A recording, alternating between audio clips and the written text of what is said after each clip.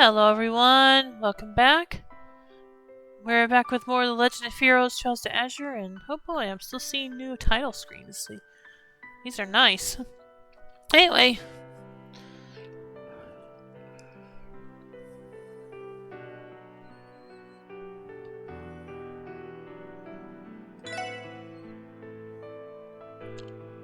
Yeah, we're at Crossbell Station. I think we're about to continue this. Actually, was it? No, I think we just finished a quest. Let me see what we gotta do. What's left? Let's see.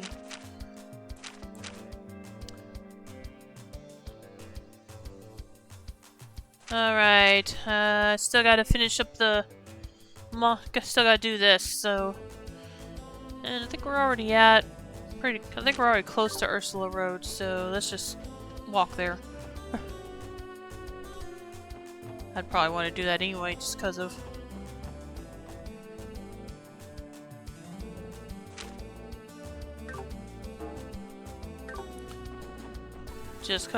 I don't know where the monster is exactly.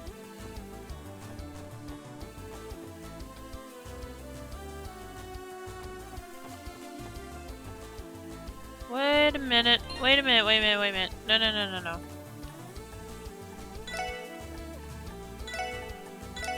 I don't know how that happened, but yeah, I want Wazzy back.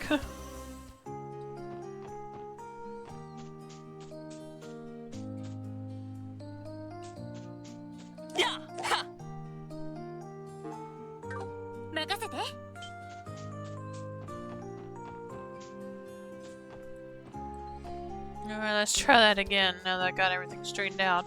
Again, not sure what happened there.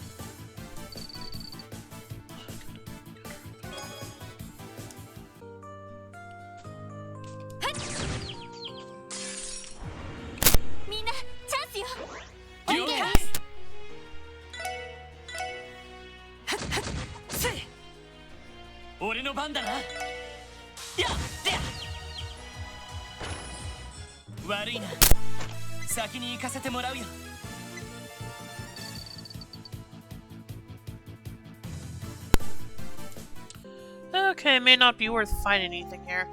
Anyway, I'll be right back because I need to refill my water, so just a moment.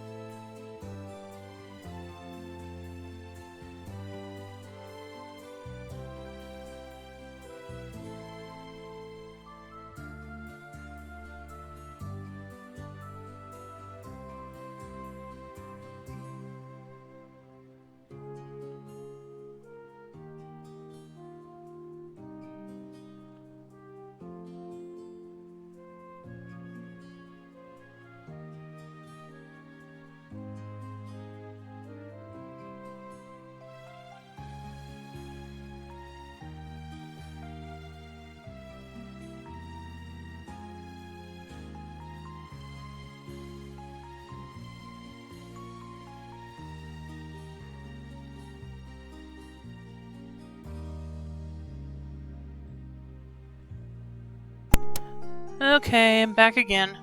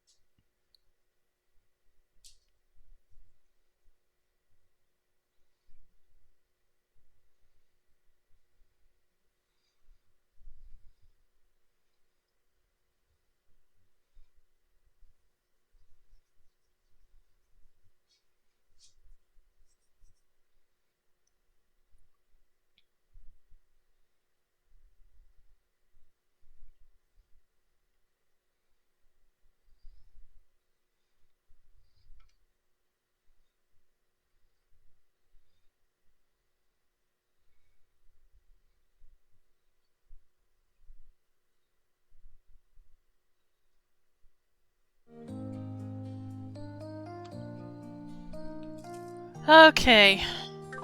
Sorry about that.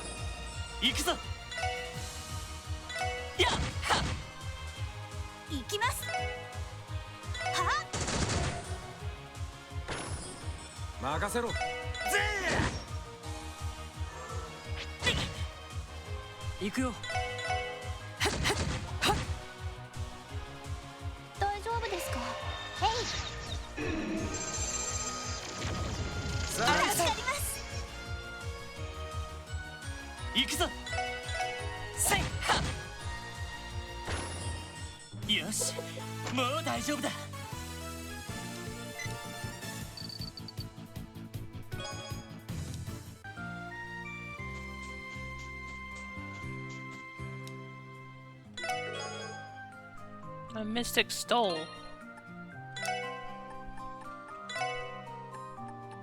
Ah, okay.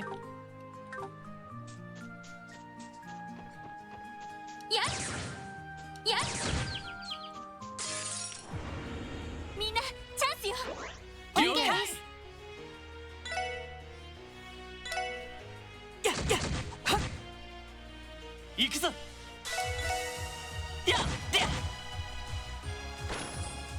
悪いな、先に行かせてもらうよ。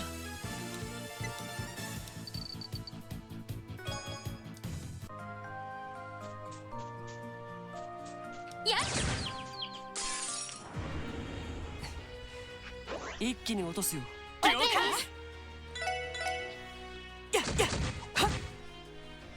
行くぞ。せいはっ。迎撃完了。みんな先に進もう。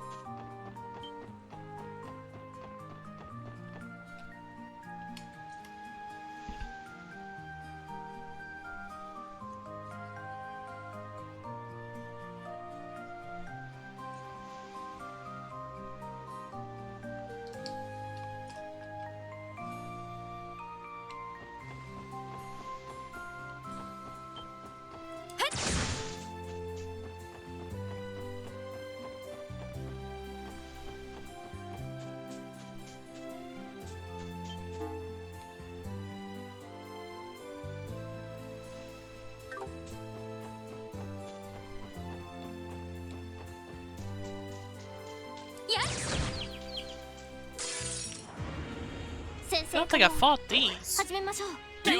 I'll make sure I'm right about that, but nope, I haven't.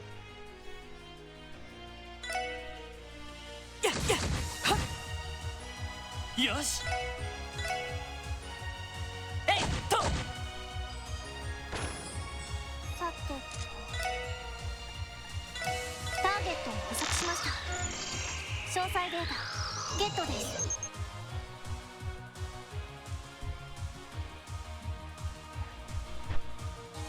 A fish with an arch-shaped fin that controls the pressure of its squirt gun.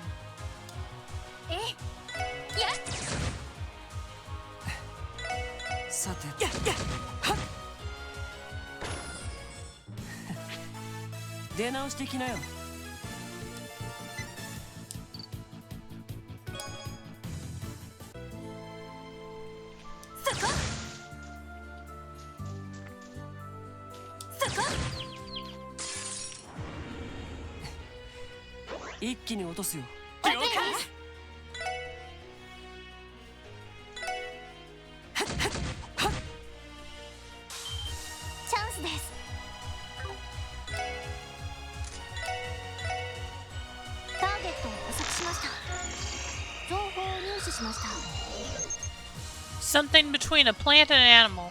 Has the ability to inhibit enemy actions. 行くぞ。やっと。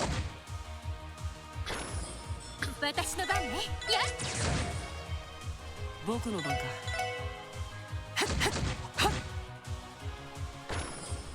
いい夢は見られたかい。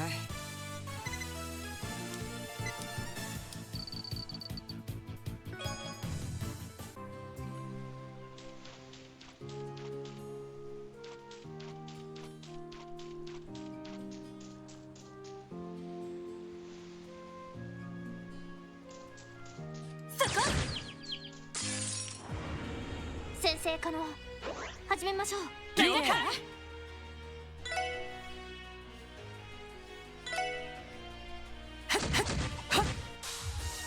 俺の番だな。セット。私の番です。分析を開始します。情報を入手しました。Aquatic monster that inhabits Crossbell's tropical areas. Its bite crushes bones. 今だわ。みんな行くわよ。いいね。あ。はい。やっ。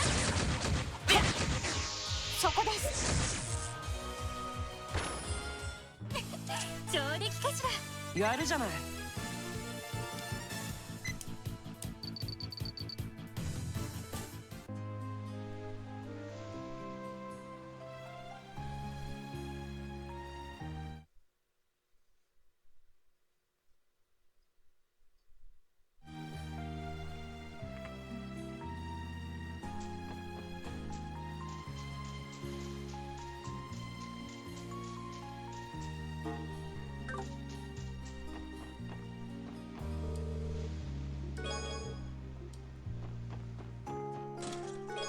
Obtain Tira Bomb. A hand holding an orbital gun peeks out from inside the chest. The Elder King sends his regards. Okay.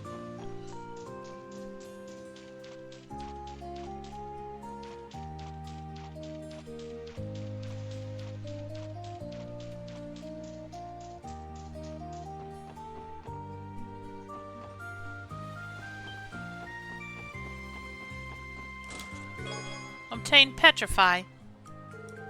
The Sumerian metric system has a few obscure measurements that don't get talked about often. For example, salt is measured in grams. Okay.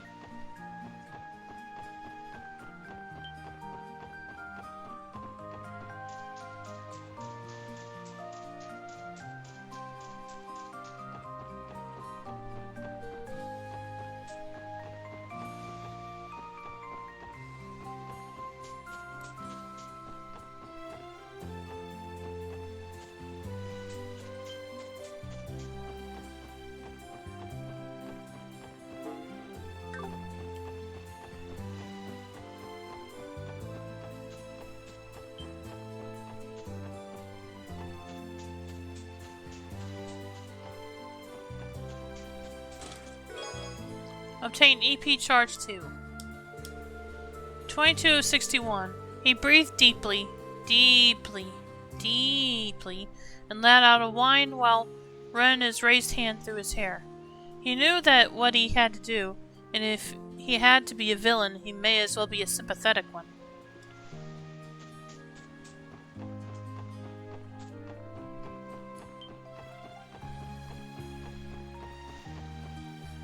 Yes.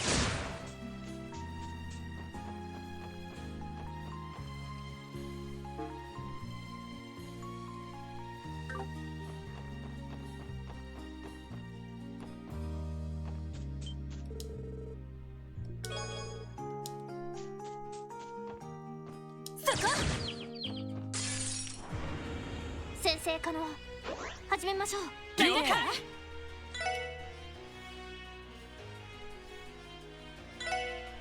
先生、はっ。チャンスだ。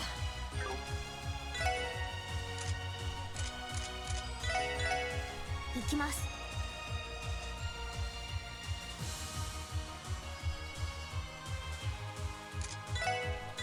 ターゲットを捕捉しました。詳細データゲットです。 A beetle that can manipulate flames. Its 3 horns function like a flamethrower. 任せて。ごめんなさい、先に行くわね。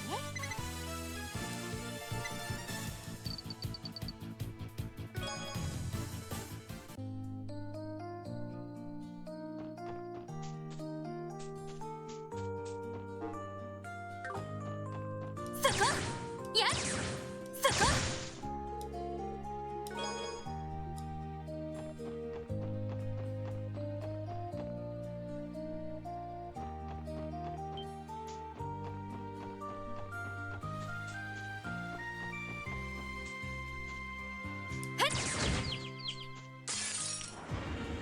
みんなチャンスよ。了解。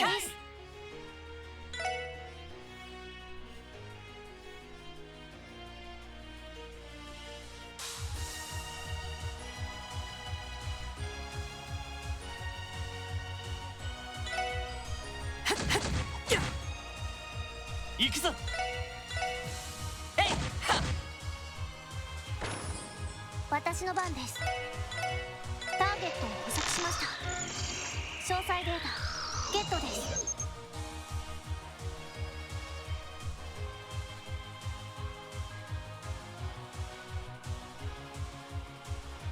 Now, seeing this bird monster is a bad omen. It scatters a sleep powder. さてとやれやれ。やっやっせい。私の番です。分析を開始します。情報を入手しました。 If seeing this bird is a good omen, it scatters a paralyzing powder. Okay. 任せてくれ。やっは。え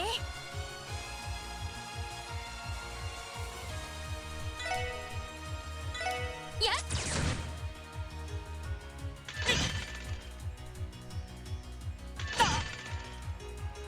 援護します。電磁ネット投射。僕の番か。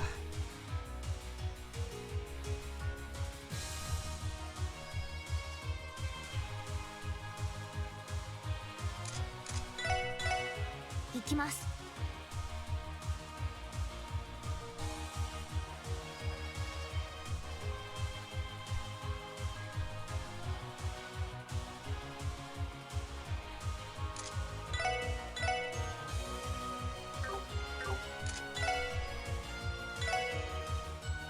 僕の番か。せせ。やっ。俺の番だな。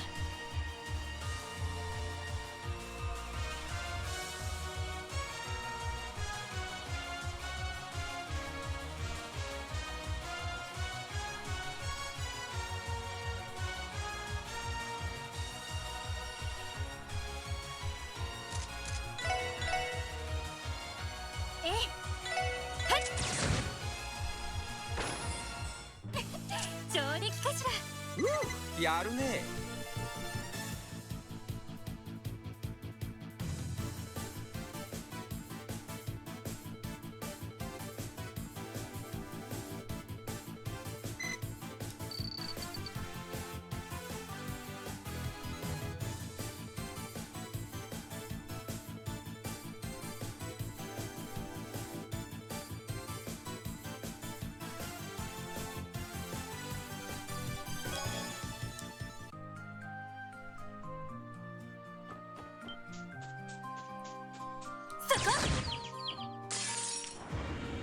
よーし、一気に行くぞ。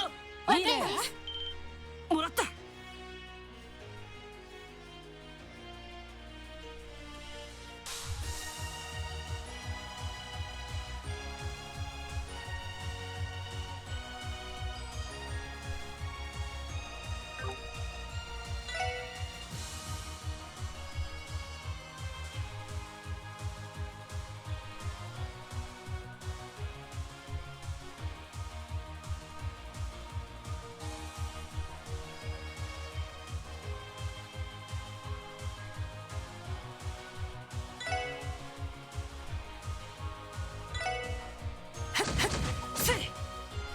よしせいで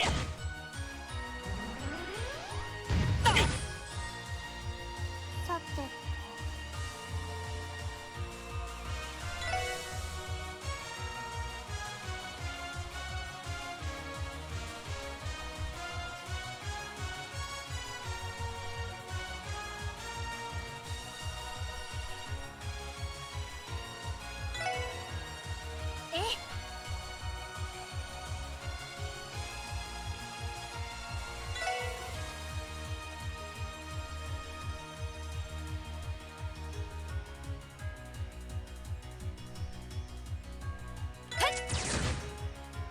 やれやれ。はいターゲットを捕獲しました詳細データゲットです Mola is protected by a shell of thorns. Explodes when defeated. よし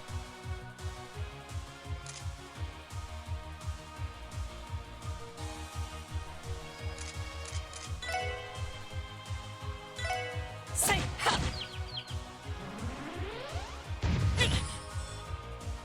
よしもう大丈夫だ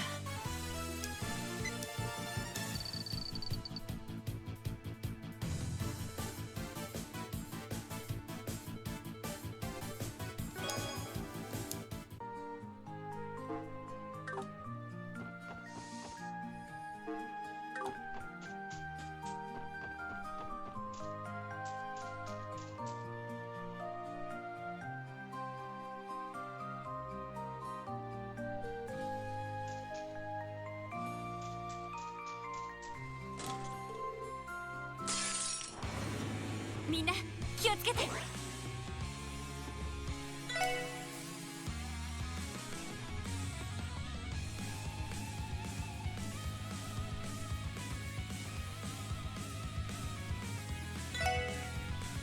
せいせいやさて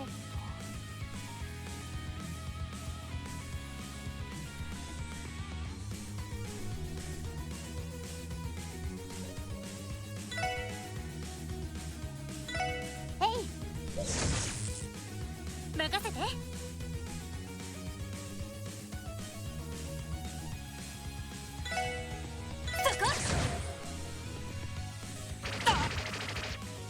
こ俺の番だな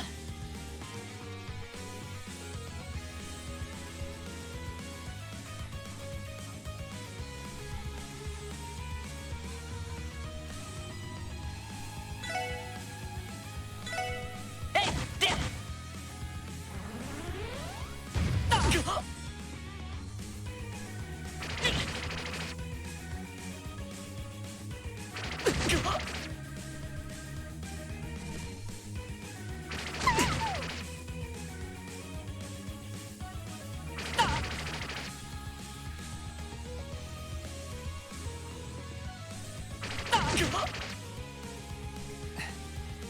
さてと。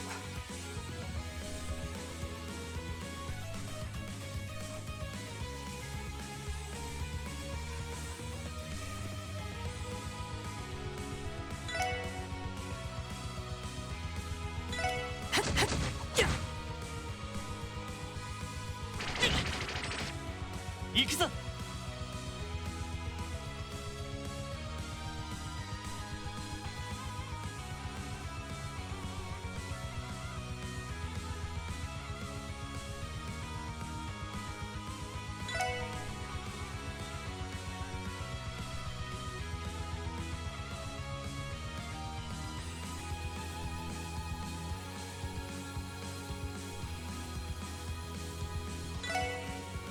やっはっ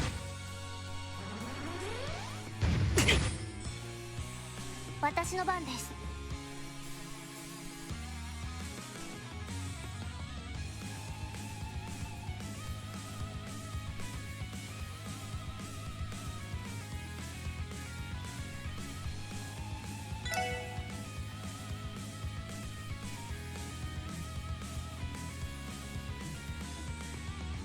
そこです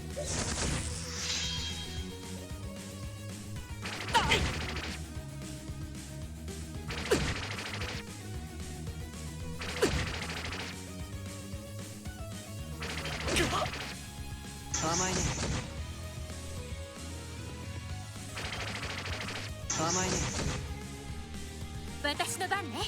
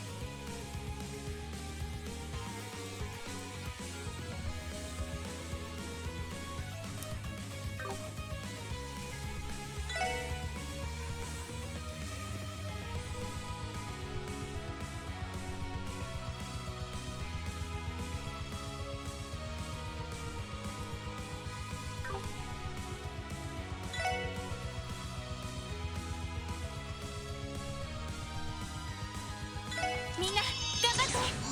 スラッチました行くよ。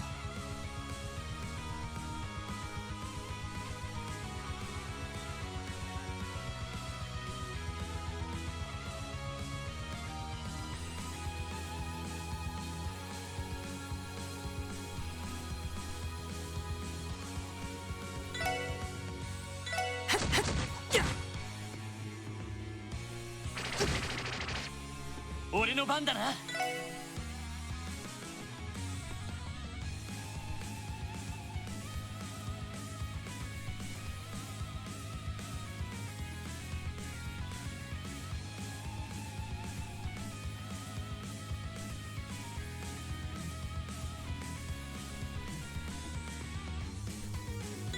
っはっ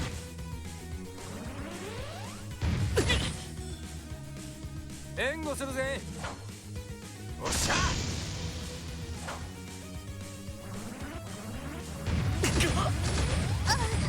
Dang it. すまない。 Okay, that was dumb of me. Let's see. ドライブ開始。僕の番か。やっやっはっそれ。ありがとう。甘いね。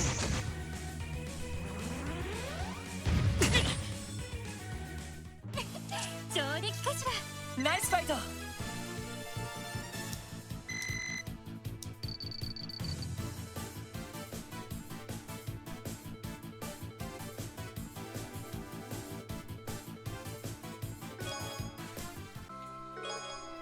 Obtained luck. I was once a Tower Gazer's chest, but the new diet and mayor had me renovated. Now I'm an upscale apartment for monster swarms. Okay.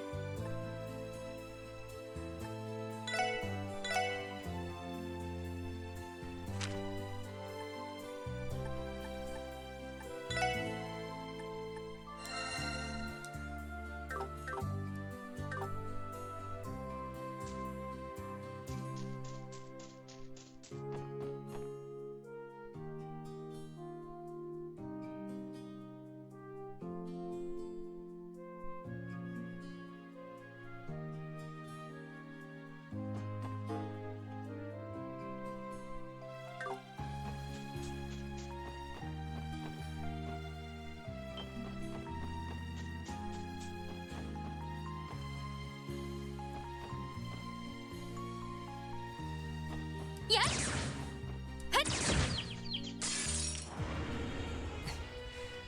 一気に落とすよ。了解。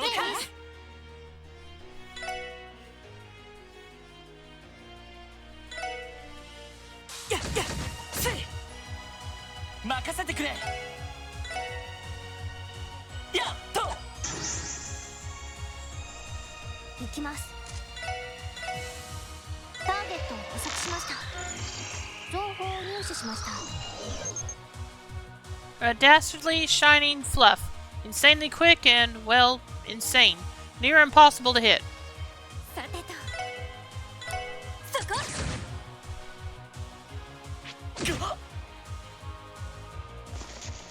行くよ。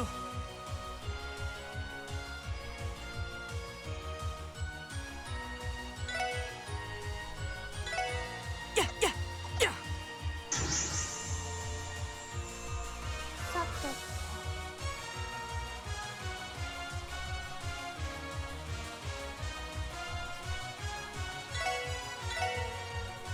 てよしえいでや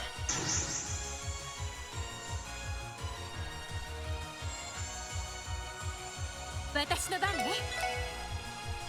やれやれ。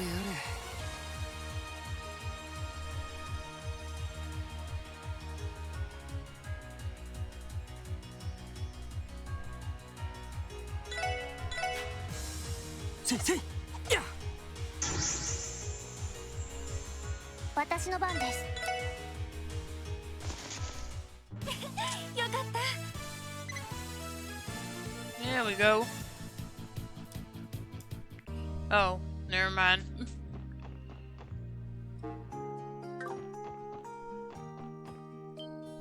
やっそこ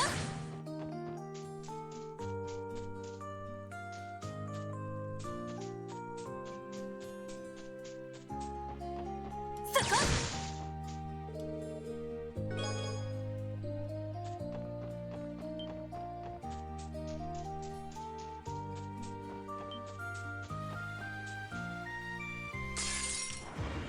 Nah, darn it. 立て直さないと。了わかった解です。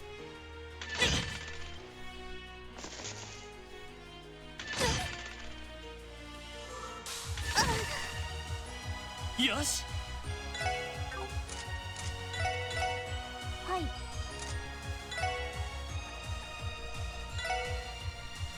リカバーモード起動。これで大丈夫です。ありがとう助かります。ありがとう。よーし。はっ任せて。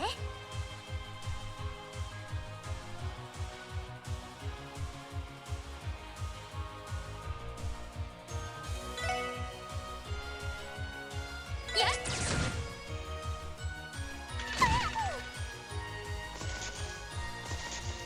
よし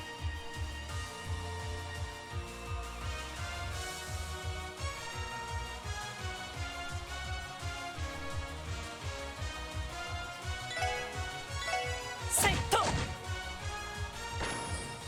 ふうみんな大丈夫か。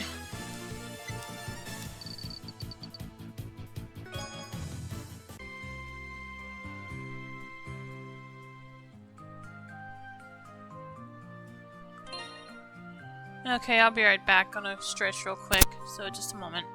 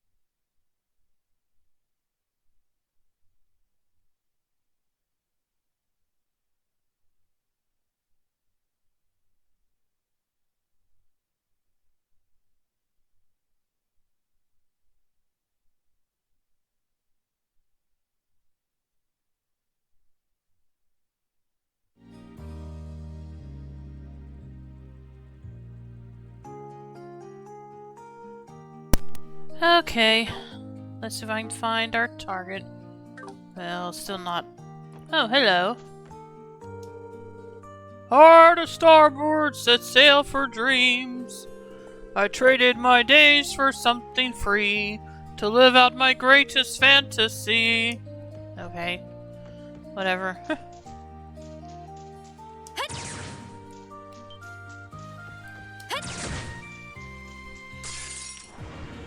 データ収集を開始します。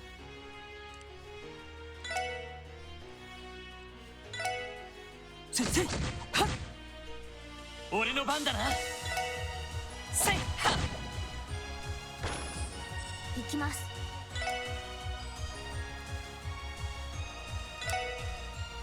えい、そこ。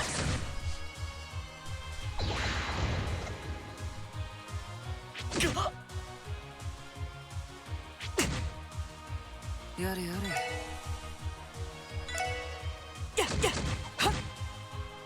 援護します。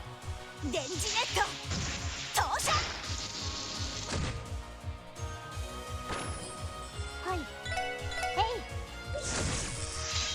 俺の番だな。えいと。よし、もう大丈夫だ。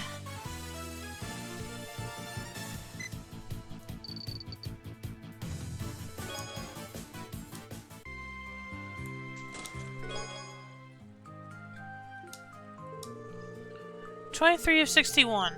Yes, Genevieve heard a knock at her door. She had been sitting upright at the edge of her bed, fully dressed in modest wear from head to toe, with her veiled hat set next to her as she read a book.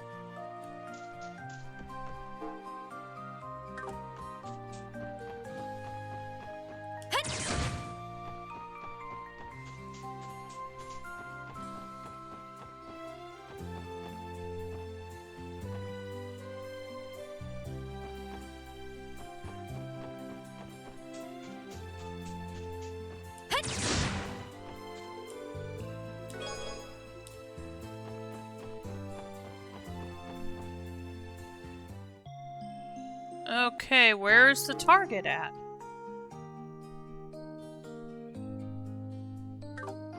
Hang on a minute, let me make sure I got that right. Yeah, it says Ursula Road Monster Extermination. Big drone has been set on Ursula Road. So, where the heck is it?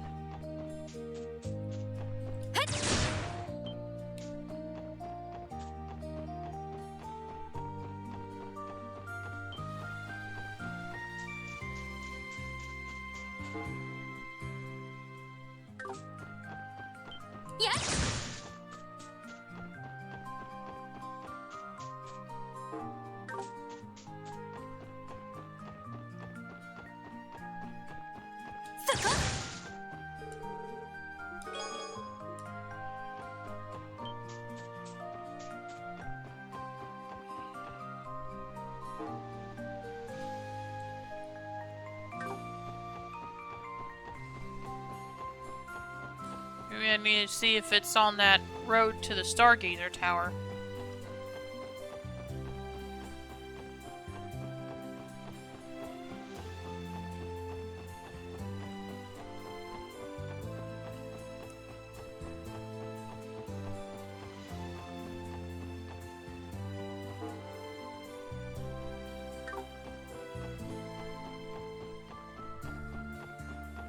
Cause yeah, I've checked everywhere here, so it has to be that way somewhere.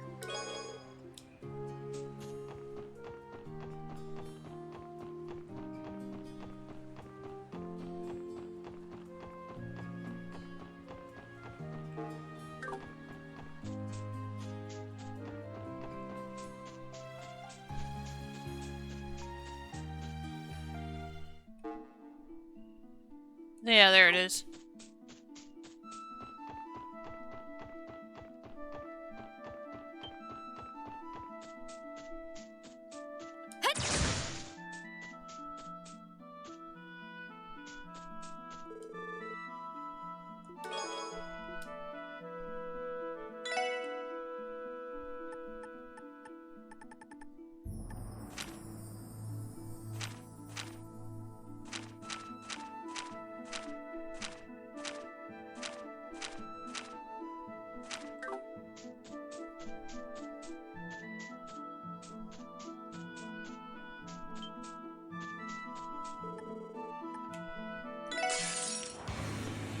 Dang, there's a bunch of them. かかってきなよ。 Alright.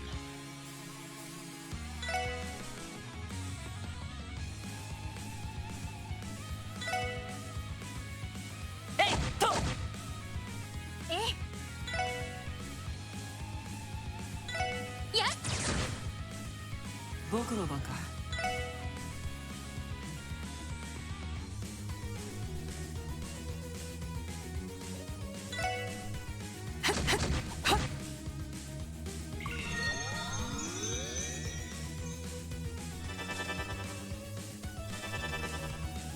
行きます。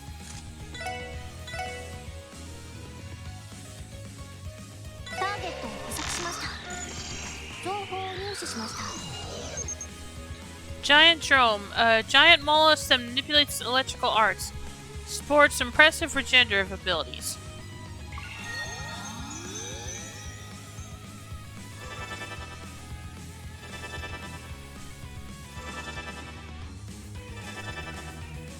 行くよ。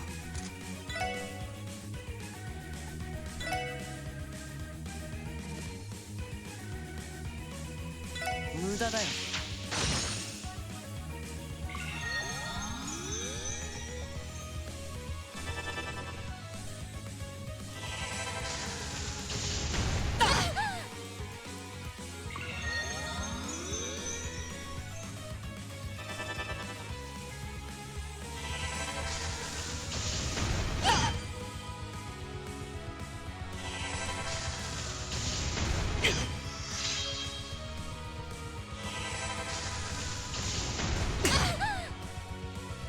さて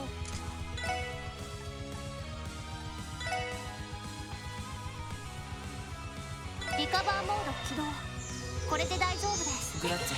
ありがとう。よし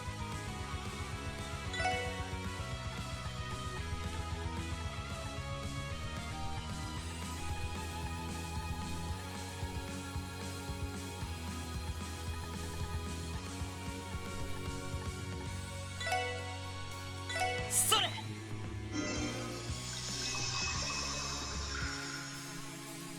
任せて。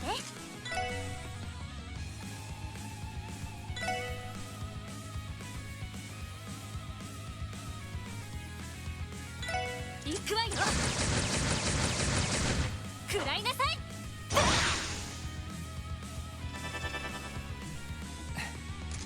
さてと。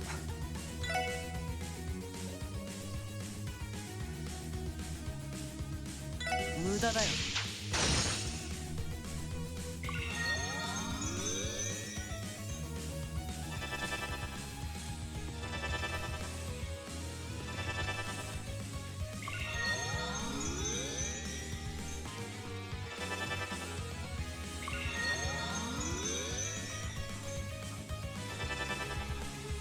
任せてくれ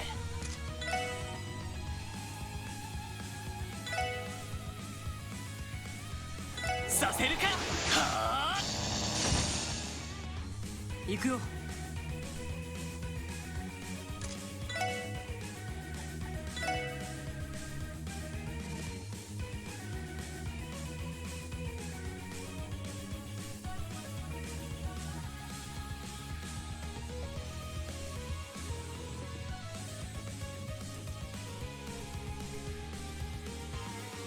無駄だよ。私の番です。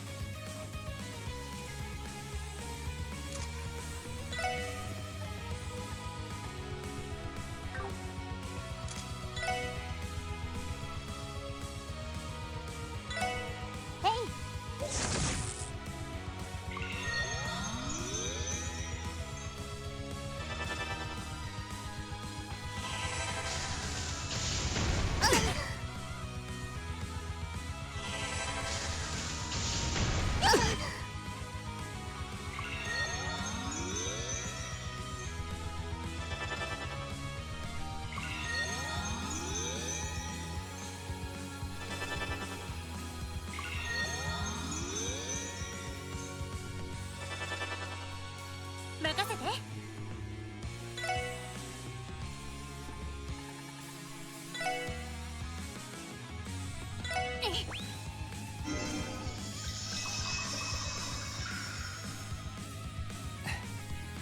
さてと。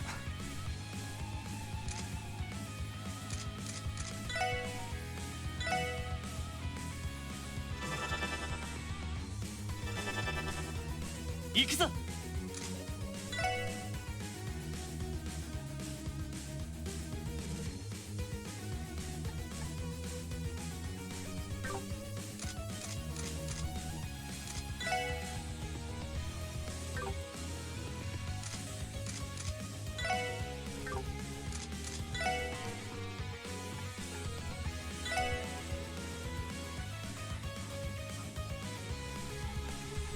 させるか。はあ。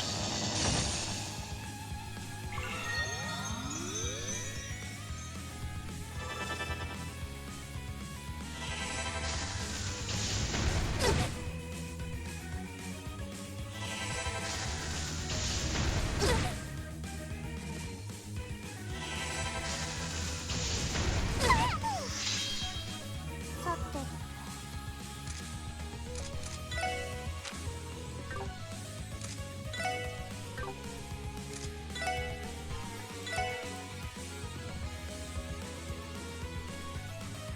リカバーモード起動。これで大丈夫ですありがとう。さてと。それ。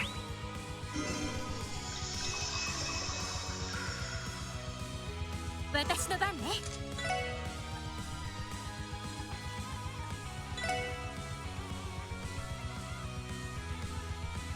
行くわよ。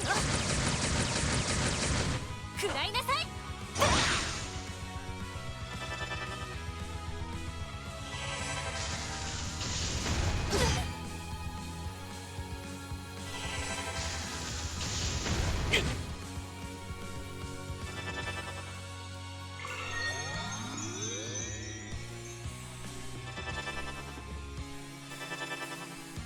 よし。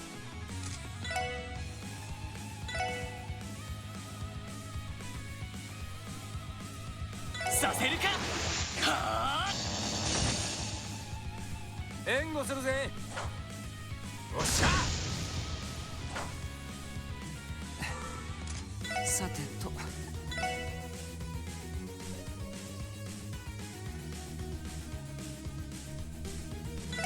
無駄だよ。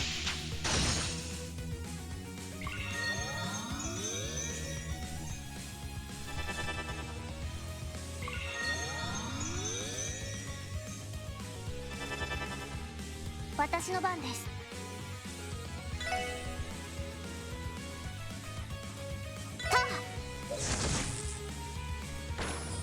One down.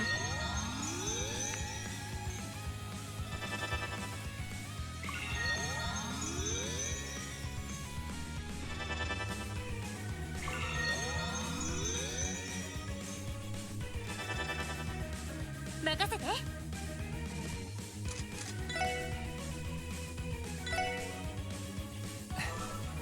さてと。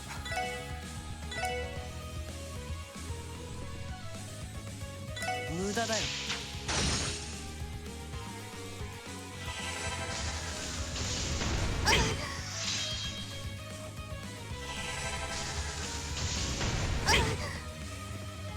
よし。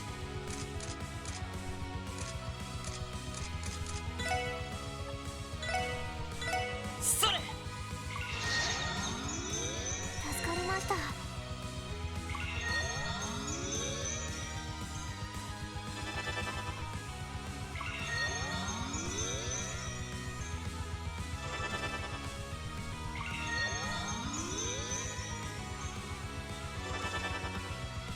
はい。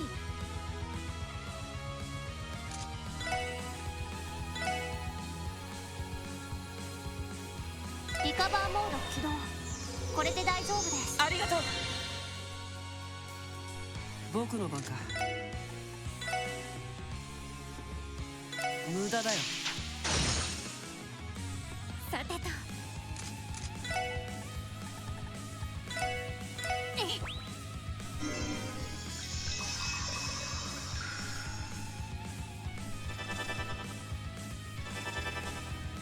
任せてくれ。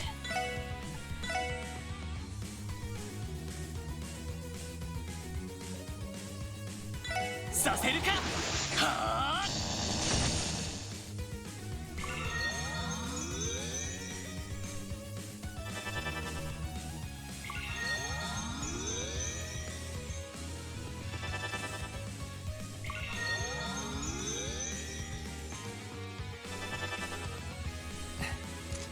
さてと無駄だよ。ええ、行くわよ。食らいなさい。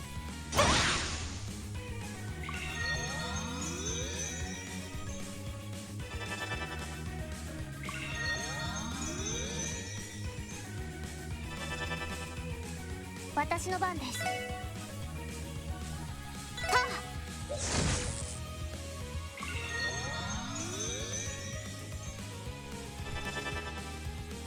任せてくれ。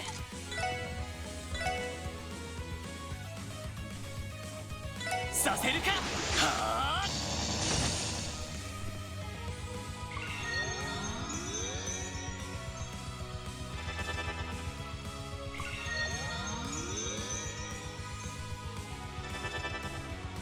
行くよ。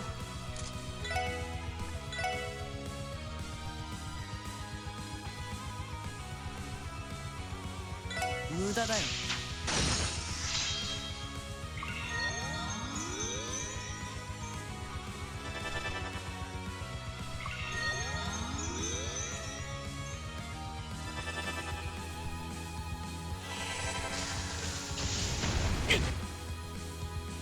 私の番ね。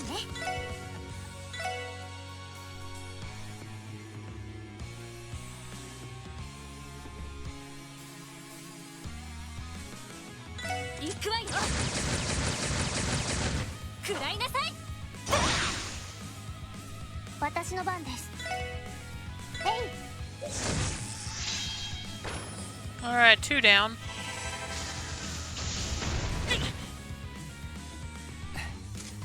さてと無駄だよ。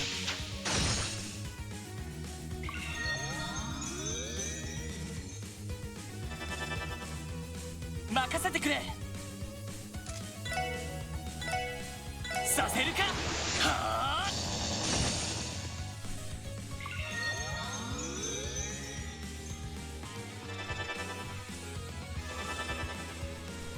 皆さん大丈夫ですか。ありがとう。さてと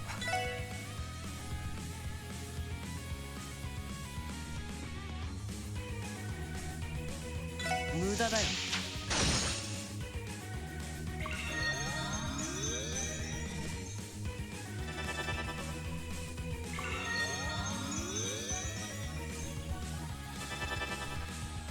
さて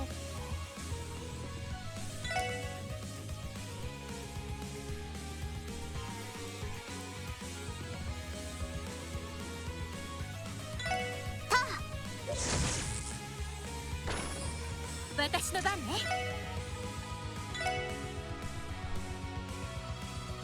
行くわよ。食らいなさい。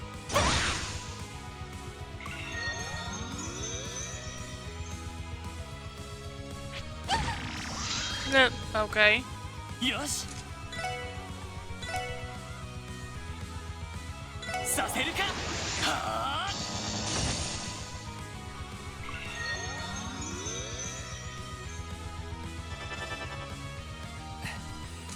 さてと無駄だよ。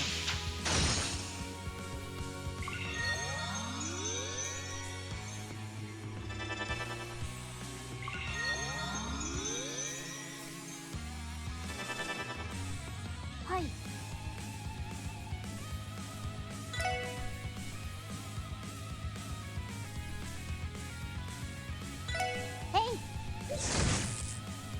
行くよ。無駄だよ。俺の番だな。えいで。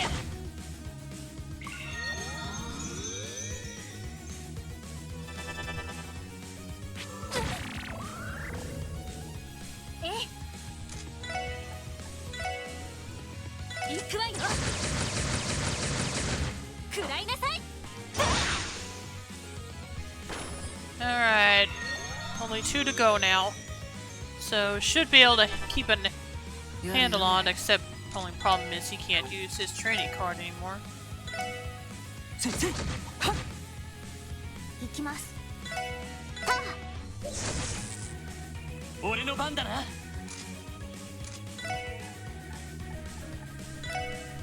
させるか。はあ。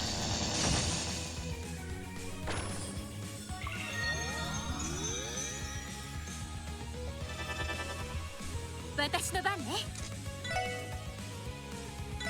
行くわよ。食らいなさい。僕の番か。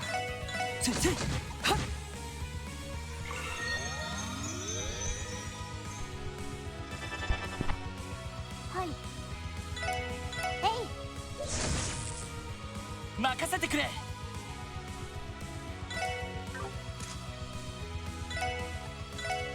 させるか。はあ。僕の番か。There we go, got them all. まあまあだったね。やるね。 Wow, got quite a bonus too, probably from all the triple cancels.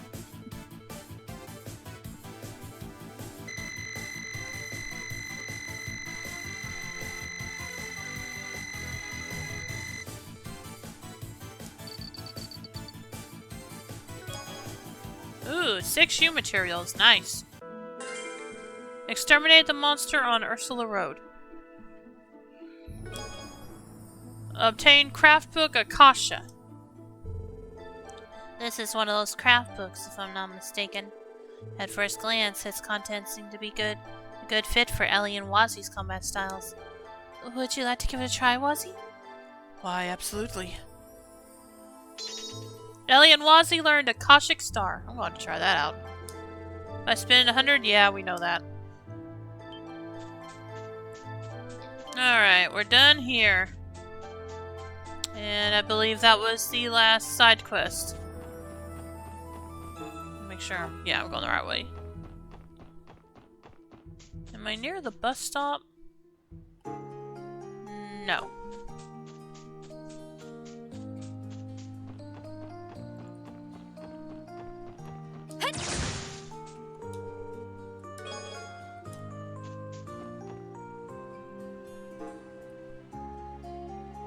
Well, okay, I am now, but I think I'm back at the city now too, so it doesn't really matter.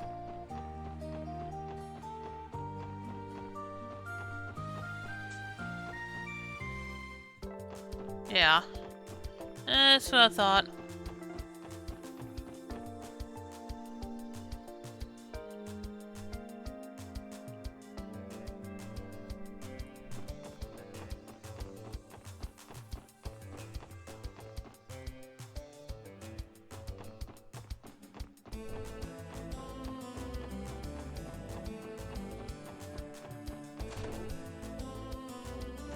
Not going to check in just yet. I want to rest first.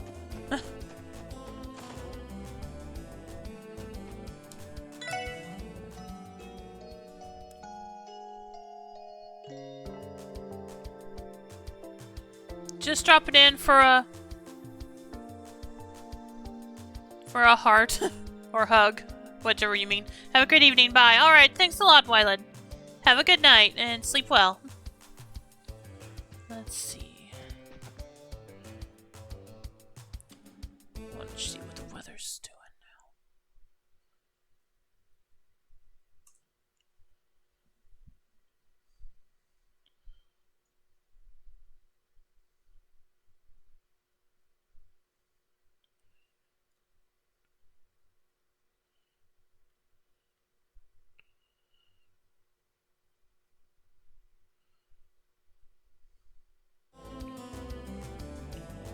now. Okay, now we're done with this. Gotta go back downstairs. And I'm gonna go ahead and save before I check in on my... Before I turn in my... Before I report is what I'm trying to say. I don't know why I want to play this again. Let's see...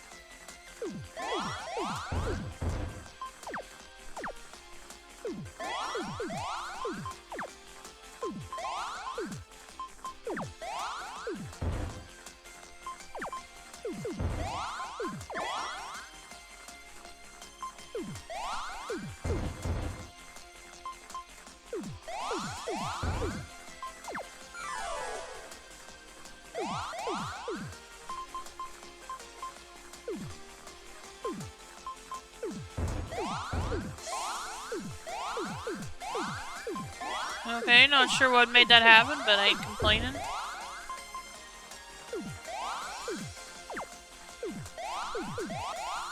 Why can't... Oh, alright, fine.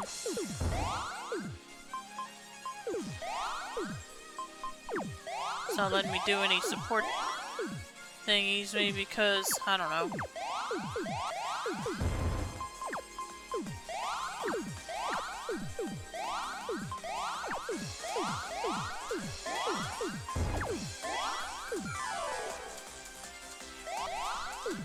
Ah, okay, there we go.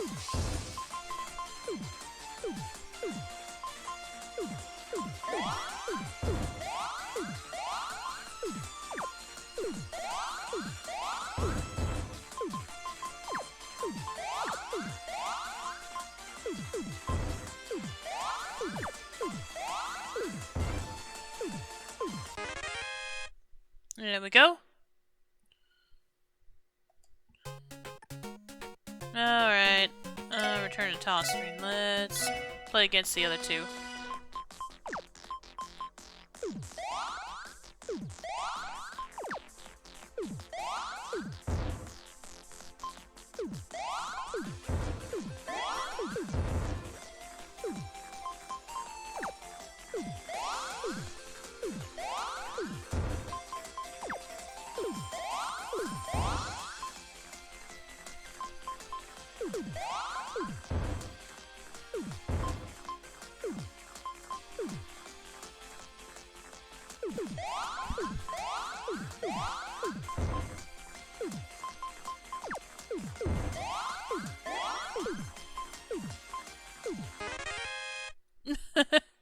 Alright.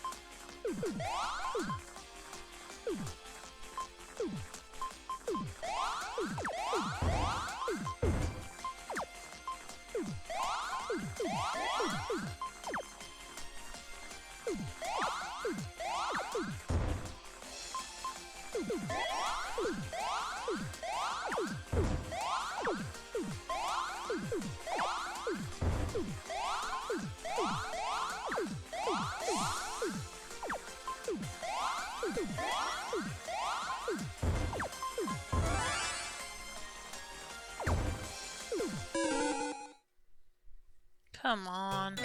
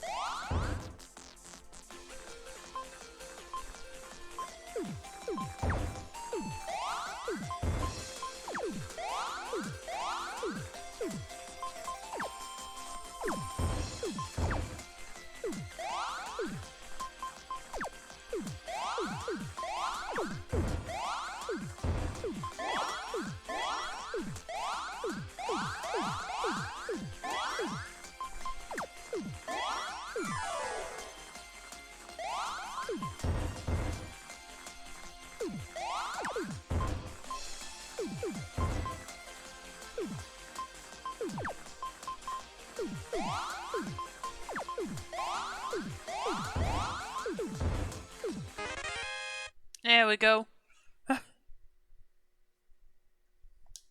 Alright, that's enough of that.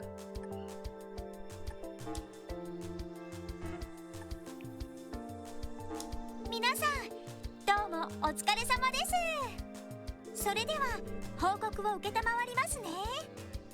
ふふ、さすが皆さんです。わわ、大変でしたね。はい、お疲れ様でした。はい、お疲れ様でした。報告は以上ですね。ではまた依頼を達成したらよろしくお願いします。 Well, that's it.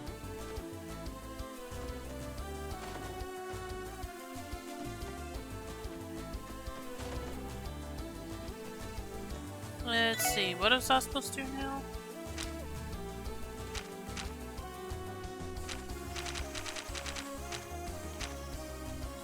Today's the trade conference. Oh, before heading to Orcus Tower. Okay. Alright, let's head on over there then.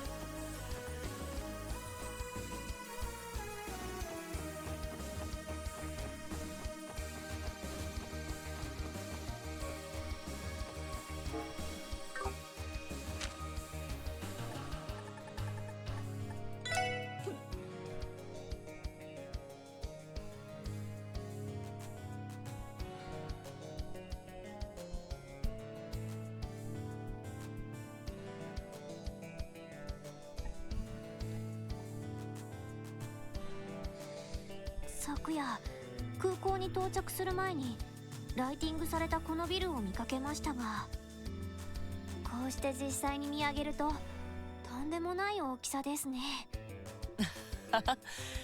気持ちはわかるよ。まさにクロスベルの新しいランドマークって感じですよね。しかしこんなでかいビル一体何に使うってんだ。 I'm sure they'll come up with something.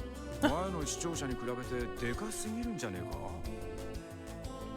まあいろいろな機能が盛り込まれているビルだから、市や自治州の行政区画以外にも国際貿易センターや文化交流に関するフロアもあるの。まさに大陸西部の中心となるべく建造されたと言えるでしょうね。はあ、スケールのでかい話だな。でもそんな風に言われると今回の通商会議も納得ですよね。実際このビルの完成でクロスベルへの資本情報集中は今まで以上に加速するだろうね。そうした展望を踏まえての今後の取り決めなんかが話し合われるってところかな。ええ、そう聞いているわ。もっとも経済的な話だけにはとどまらないでしょうけど。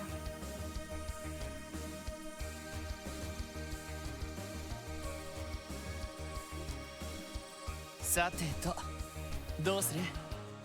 ダドリーさんとは正午に1階の玄関フロアで待ち合わせているけど。そうね、まだ時間はあるけど。まあとにかく用事やら準備なんかは済ませとこうぜ。何が起きても問題ねえようにな。そうですね。さすがに会議が始まったら外に出るわけにもいきませんし。では用事と準備を済ませたらビルに入るとしましょう。 I already took care of that. Alright. Orcus Tower is restricted to authorized personnel only today. As members of the SSS, however, all of you are freely permitted to pass. No sign of any terrorists so far. I doubt they'd be brazen enough to attack the building from the front, but that's no reason to relax our guard.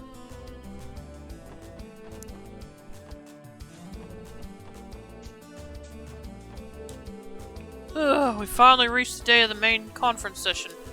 My nerves are starting to get the better of me. I need to calm down.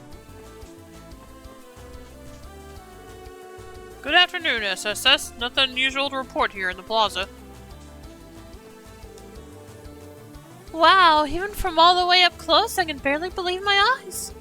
I've never seen anything like this. Not even the terrestrial towers compare. Now listen up, alright? Mind your manners around the dignitaries, and don't forget to smile. One critical mistake in front of them could wind up costing any of us our job.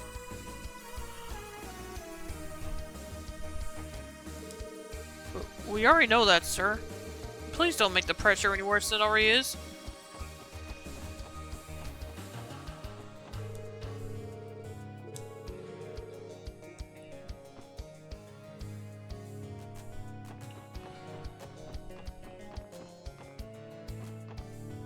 No, okay. Can't go that way. Anyone else to talk to out here before I head in? Nope. Just the two people at the door. The two guards, rather. Good afternoon, SSS. We were told you'd be participating in the Trade Conference's security detail. You can head inside whenever you're ready. Good luck today, everyone. Let's work hard and ensure this trade conference ends without incident. ダドリーさんとは正午に1階の玄関フロアで待ち合わせしている。まだ時間はあるけど、そろそろ中に入ろうか。Upon entering Orcus Tower, you will be unable to buy new equipment/items or upgrade your ornaments. Additionally, be warned that all outstanding quests will expire. Oh, that's a good point.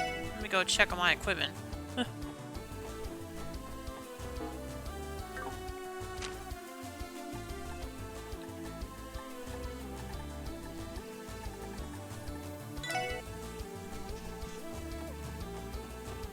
I think I have it up to date, but I want to be sure.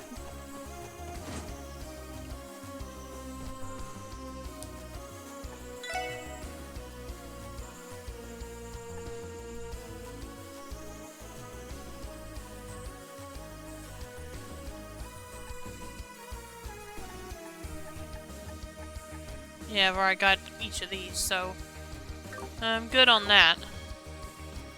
So let's go check on the ordnance.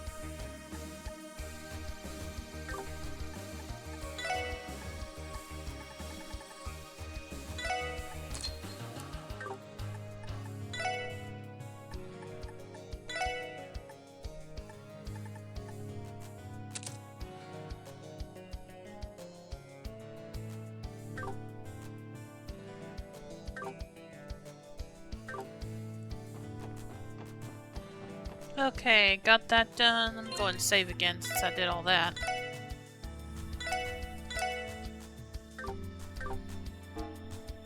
And now I'll head to the Orcus Tower and go in for real.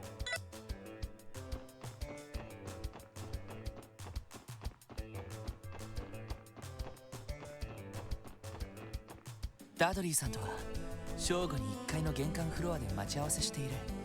まだ時間はあるけど、そろそろ中に入ろうか。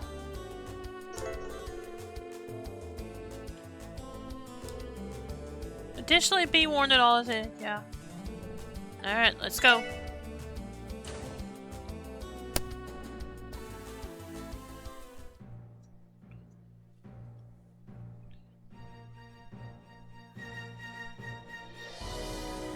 すごいな。なんつうか豪華かつハイテクって感じだね。 IBC ビル以上に近未来的な雰囲気ですよね。確かビルの全フロアに動力ネットが引かれているはずです。 IBC とも連動しているため株価指数などのデータもリアルタイムで参照できるとか。ええ、そのあたりはおじさまのアイディアみたいね。なるほど、銀行家ならではの発想ってわけだ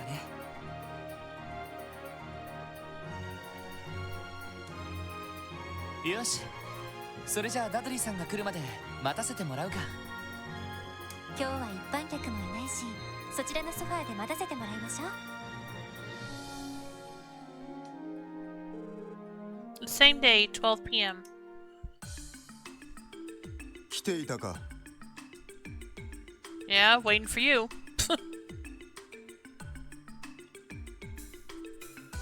ダドリーさん、お疲れ様です。現在正午ちょうど。通商会議が始まるのは人さん丸々となって、あと30分もすれば首脳たちがやってくるだろう。なるほど。それで私たちの方はどちらに向かえば？本当ならば私が会場周りを軽く案内するつもりだったが、思わぬ人がお前たちを案内してくれると申し出てな。思わぬ人？やあ諸君、よく来てくれたね。 Oh, okay. ディーター市長。おじさま。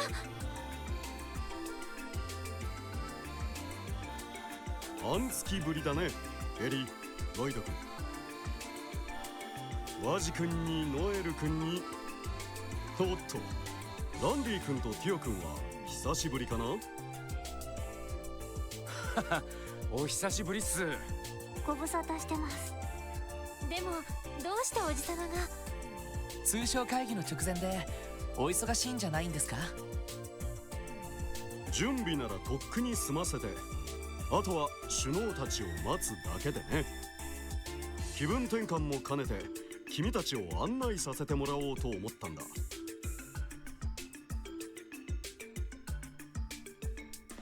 ダドリー君、構わないな。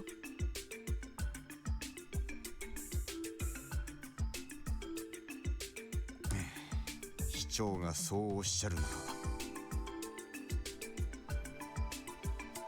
お前たちくれぐれも市長に失礼のないように。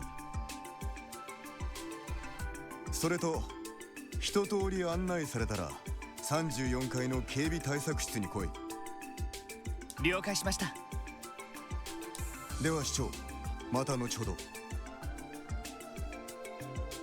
あ、よろしく頼むよ。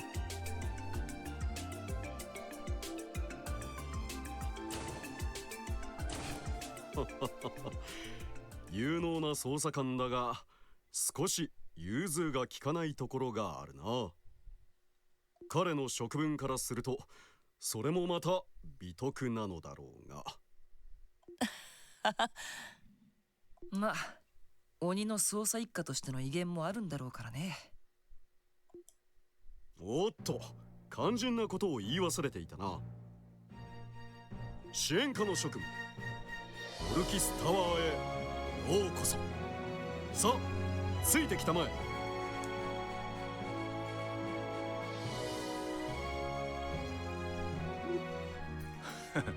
え。相変わらずだな。さすがマリアベルさんのお父さんなだけはありますね。まあせっかく案内してくださるみたいだし。ああ、お言葉に甘えるか。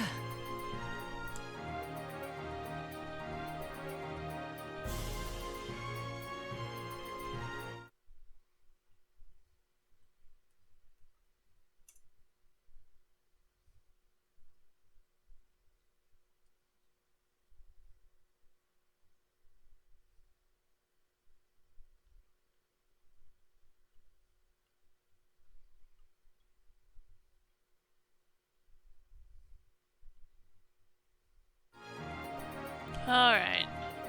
Let's head on up. Or in. Something. エレベーターが3機も。てえ、さすが豪勢だね。I'm sure the bit. I don't know about that, Wazzy. With a building this tall, three may not be enough, actually.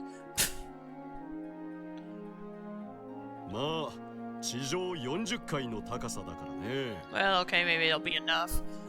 But still. 専用のエレベーターを入れたら全部で6機が運用されているんだ。Ah. それはすごいですね。さて、全部のフロアを案内するわけにもいかないから会議関連のフロアに限定しよう。まずは警備対策室のある34階だ。よろしくお願いします。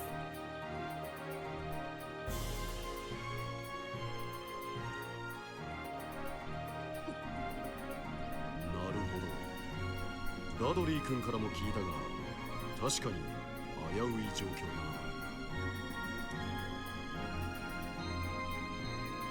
だ。はい。両兵団と犯罪組織の動向に帝国政府と共和国政府の思惑、そして両国首脳を狙うテロリストの脅威もあります。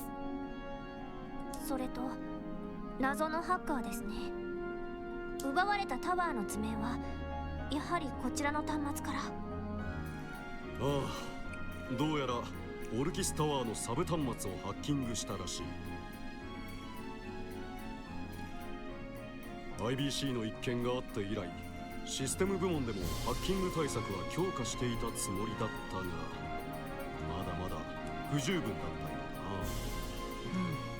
うん、ハッカーなんてまだまだ数は少なそうだけど、やっぱりエプスタイン財団の関係者の可能性が高いのだね。現在ロバーツ主任がその可能性を探ってくれています。ただ今回は財団の関係者ではないような気がしますけど。まあそちらの調査はおいおいするしかないだろう。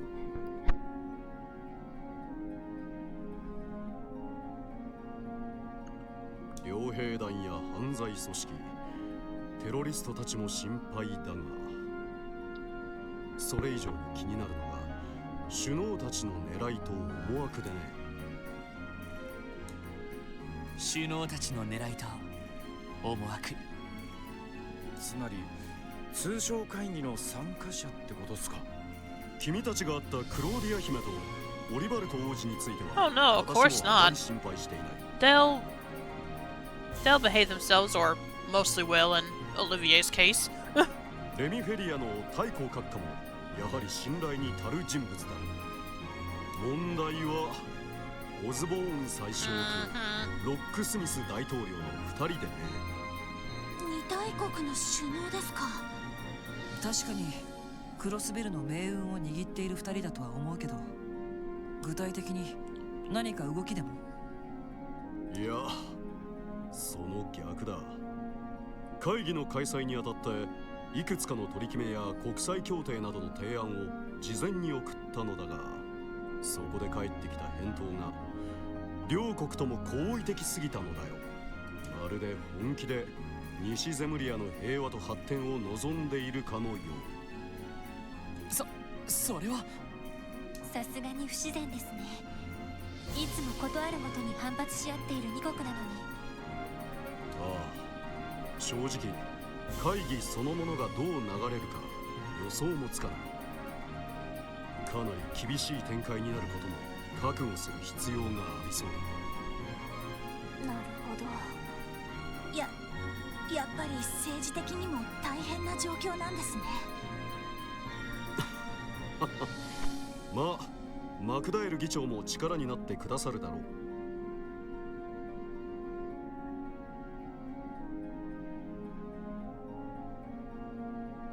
う。うまくいけばリベールやレミフェリアなどを味方にして交渉できるかもしれない。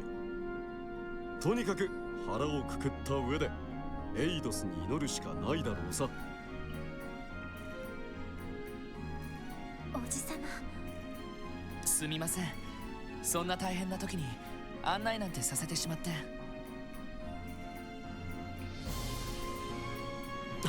とんでもない。逆にそんな状況だから気分転換しておきたくてね。わざわざ君たちの案内を買って出たというわけなんだ。そうでしたか。光栄です、市長閣下。そんじゃ喜んで案内してもらうっす。ああ、任せたまえ。おっと、到着だな。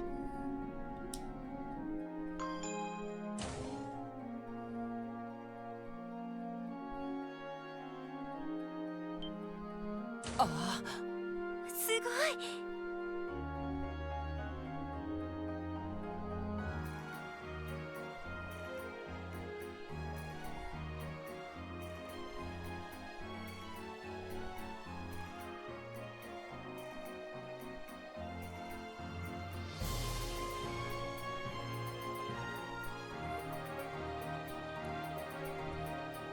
Is that a helipad on the roof?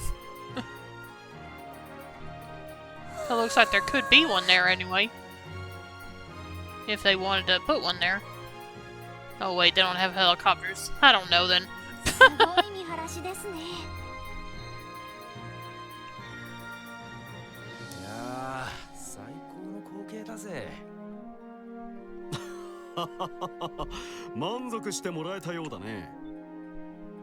ここが34階。国際会議などが開かれた時、関係者が待機するフロアになる。それではざっと見て回るとしようか。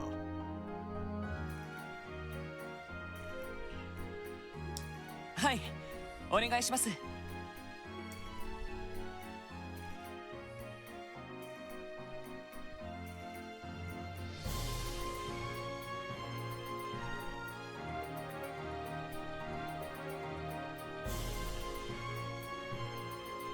そちらは警備対策室に加えて報道陣などの控え室が並んでいる。テロリストが潜入した場合に備え、一応警備隊の一個中隊も下のフロアに待機している状態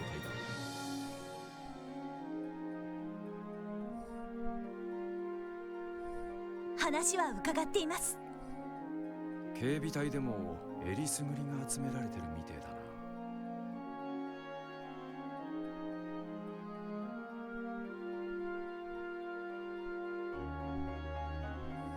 しかし報道陣ってことはグレイス女子も来るのかな。なあ、クロスベルタイムズの女性記者だったかな。リストにあったと思うから多分取材に来るだろう。ちなみに報道陣は取材と記者会見の時以外はこのフロアから出さないようだ。なるほど、合理的だね。たまに警備をすり抜けて突撃インタビューをするような乱暴な記者もいますものね。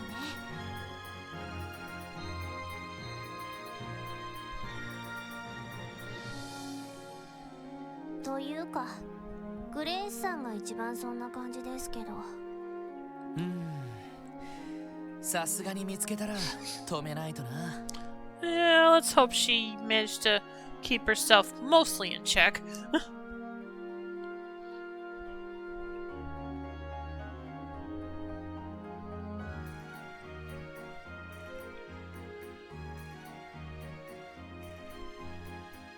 一応こちらの部屋も案内しておこうか。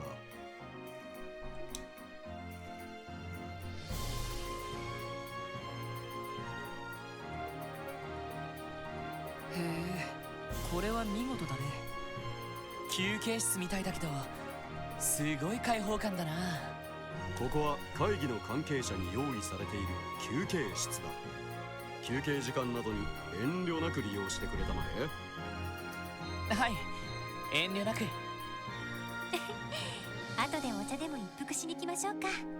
さて、こんなところで次のフロアに案内しようか。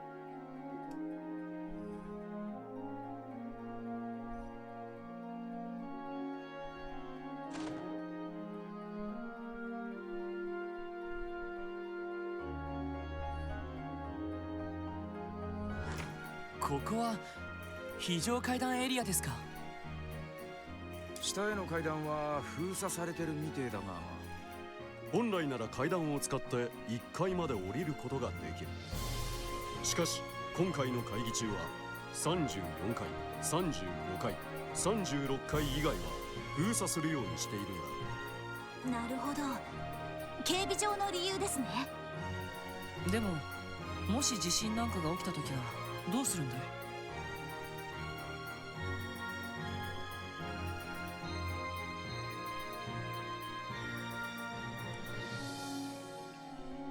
その場合、自動的に全ての非常階段が開放される。まあ、完璧なセキュリティはありえないということだね。なるほど、気をつけておきます。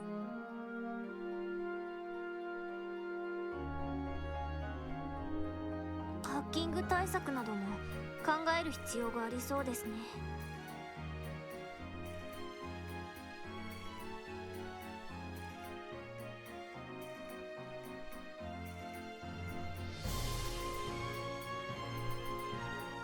さて、せっかくだから階段を使うとしようか。35階国際会議場フロアだ。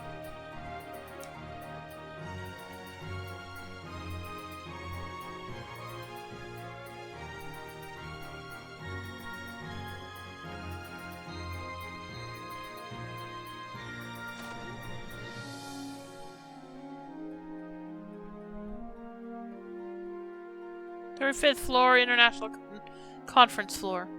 Ooh, look at all the different flags. そちらが。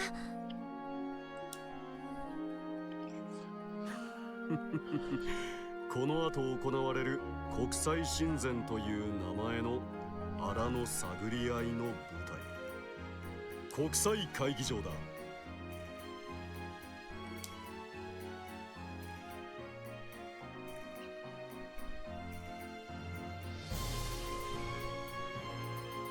これはすごい見晴らしです。これだけ天井が高いってことは2フロアぶち抜きみてえ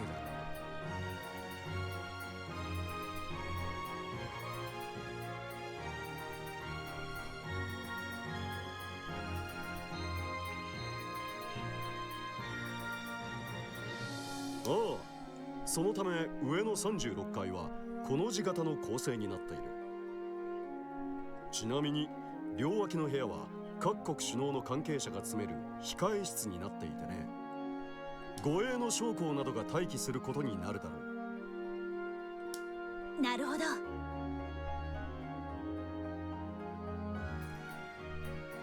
確かにそういう部屋も必要だろうね。さて、最後のフロアに案内するとしようか。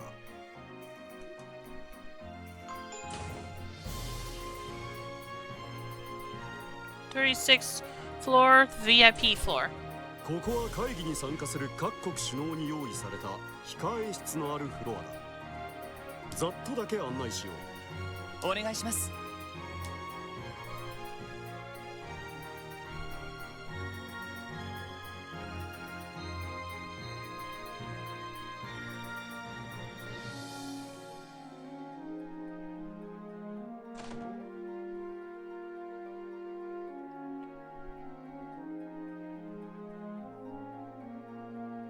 おお、さすが豪華だな。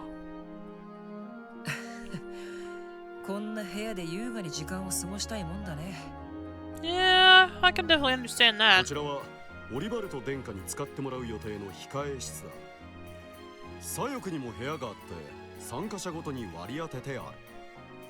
まあ会議でヒートアップした頭を冷やしてもらうための場所かな。 Which could happen. Probably not to Olivier, but to some of them. なるほど。一応こうした部屋にも動力ケーブルは。ああ、目立たぬ形で配線がされているはずだ。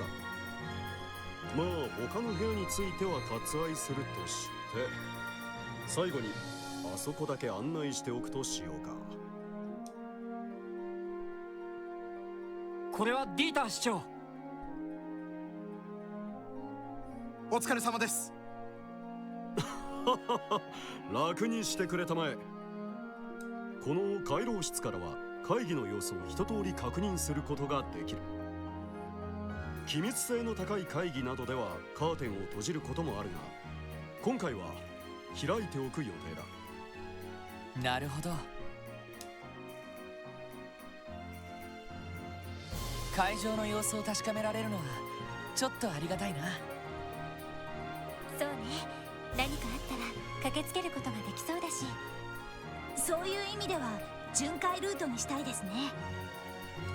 さて、これで君たちが警備する3つのフロアを案内したが、最後にとっておきの場所へ案内させてもらおうか。とっておきの場所？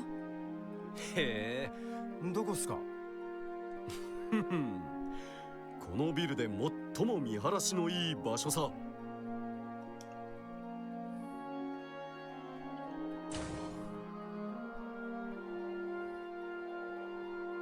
これはさすがに見事だね。This looks like it could be a helipad. But again, I don't recall any helicopters existing. Yet. I don't know.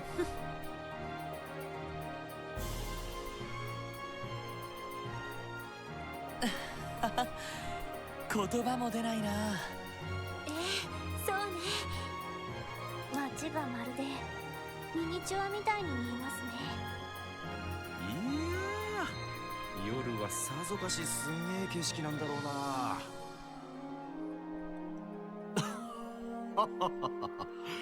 いずれこの場所は展望台として市民に開放しようと考えている。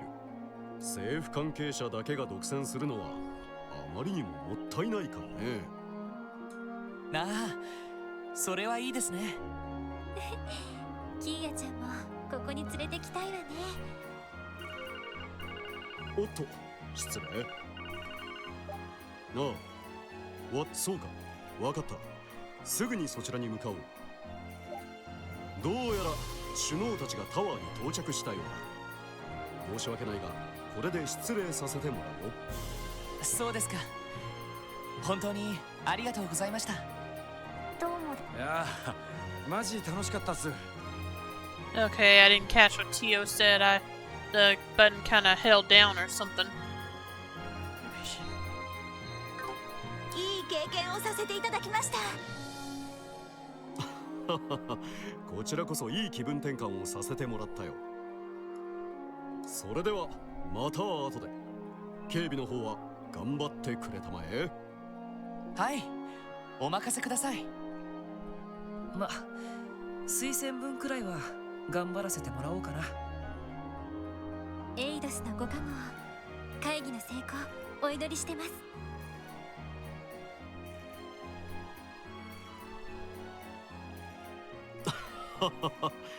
私も祈っているよ。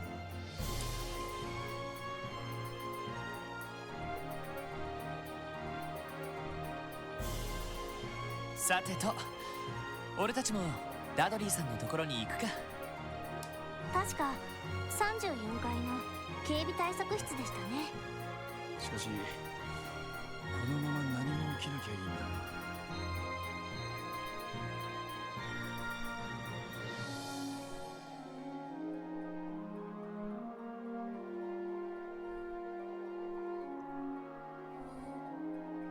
そうですね、本当に。Legend of Heroes Trails to Azure. The same day, 1 p.m. それではこれより西ゼムリア通商会議の本会議を開始いたします。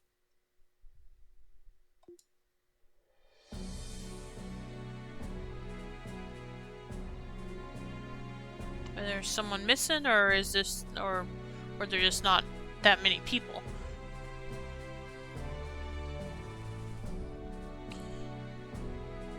No, I guess that is everyone. 議事進行は僭越ながら私ヘンリー・マクダエルが行わせていただきます。会議は一度休憩を挟んで約5時間を予定しております。ただし進行次第では多少の延長はありえますのでよろしくご了承ください。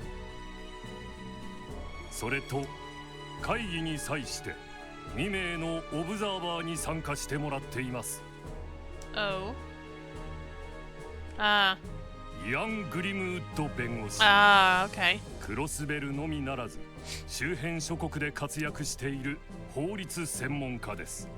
国際法、慣習法にも通じているため本会議への参加を要請しました。はじめまして、イアン・グリムウッドです。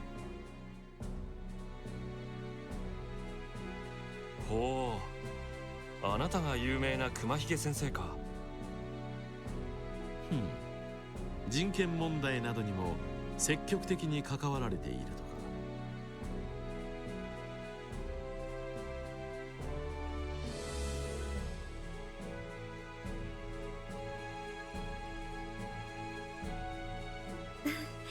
よろしくお願いします。誠心誠意務めさせていただきます。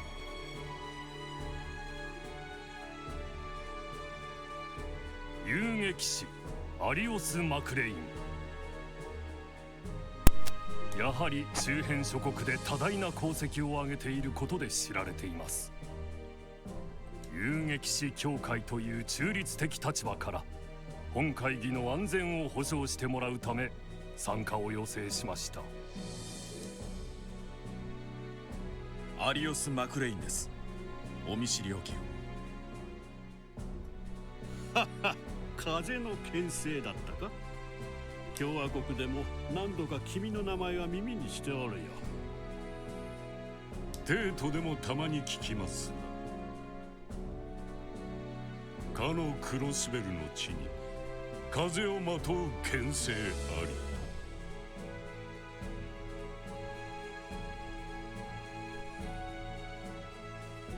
恐縮です。それでは早速となりますが各議案の検討に入りましょう。定議者ディーター・クロイス市長、説明と補足をお願いします。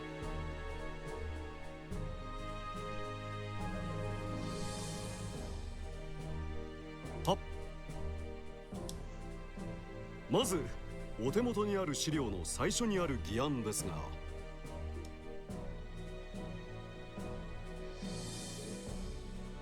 始まりましたね。ああ、でもアリオスさんが呼ばれているのは聞いてたけど、イアン先生まで呼ばれてるなんてな。しかも熊ひげ先生の名前で知られているみたいですし、国際会議では様々な合意や協定が交わされることがあるわ。その場合、既存の国際法や国際慣習法などに照らし合わせて妥当かどうか判断する必要があるの。なるほど。そのためのアドバイザーがあの熊ひげ先生ってわけだね。しかし始まったはいいが、さすがに小難しそうな話をしてるみてえだな。まあ会議の内容に関しては我々が関与するところではない。この通商会議が無事に終わるか、それだけに集中しておけ。はい。それでは早速打ち合わせ通りに。ああ、お前たちには34回、35回、36回を一通り巡回してもらう。一応お前たちの身分は全関係者に伝えている状況だ。各国首脳のスタッフや招待されたマスコミなどにも話を聞いてみるといいだろう。了解しました。それでは私は34階に戻る。エイドスの看護、何かあれば連絡してこい。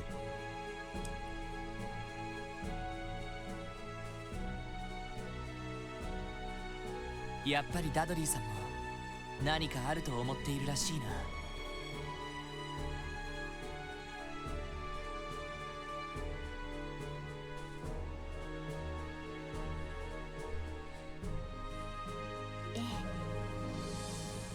これだけ怪しげな動きがあって何もないのは不自然か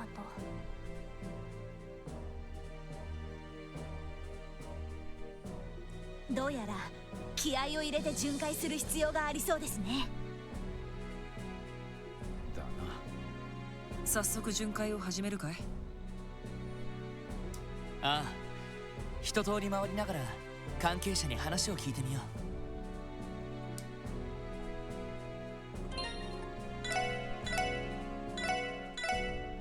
I'll be right back. Just a moment.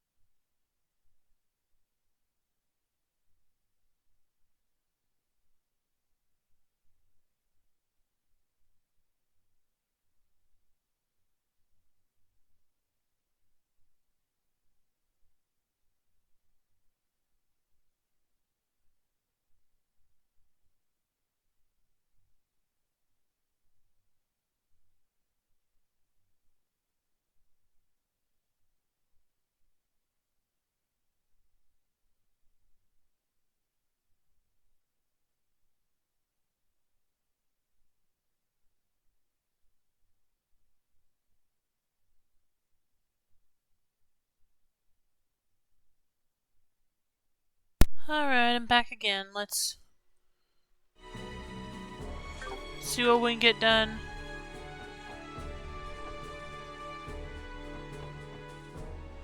Let's see, what do I need to do again?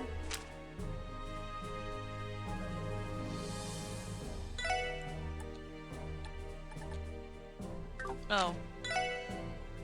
The main session has officially begun. Let's begin by patrolling the conference floors and speaking with all the staff members. Alrighty. The dignitaries have personal rooms on this floor. The first on the right is for the mayor and the speaker. After that is Prince Oliver's.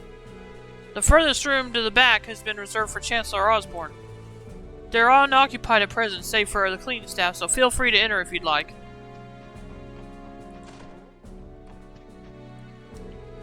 The mayor and speaker will be sharing this room during the intermission. They have their work cut out for them representing Crossbell today, so I'm going to make this place as spick and span as I can. This spot gives you an amazing view of Crossbell. Every time I try to clean the windows, I end up getting distracted gazing out of the city instead.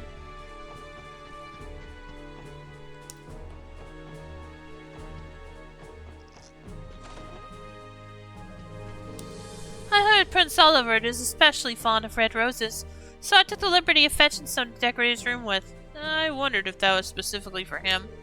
I hope he enjoys them. I'm sure he will.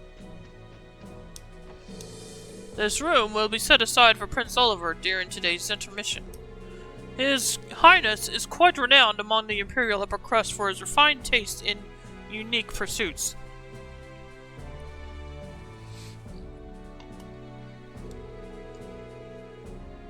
Knowing that makes me want to put all my energy into preparing this room to his liking.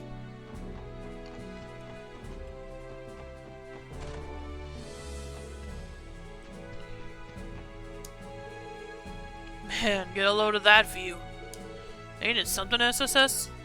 Lecter? What are you doing here? Oh, come on, you guys. I'm part of His Excellency the Chancellor's staff.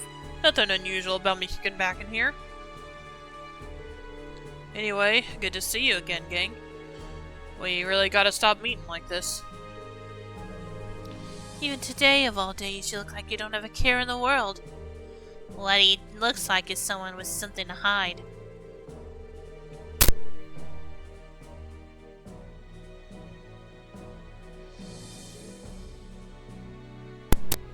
Hey, don't be like that, little lady. The only thing I'm hiding under all this charm is additional surplus charm. So, those glares on your faces tell me you guys have a boatload of questions you want to ask. That's right. We learned a thing or two in the past 24 hours. Specifically about the Imperial government's actions, or lack thereof, regarding the trade conference. Alright then, I'm not so sure what you've heard. So, let me shoot you a question of my own. Did you know that I'm working with the noble faction to take Gilead Osborne's life?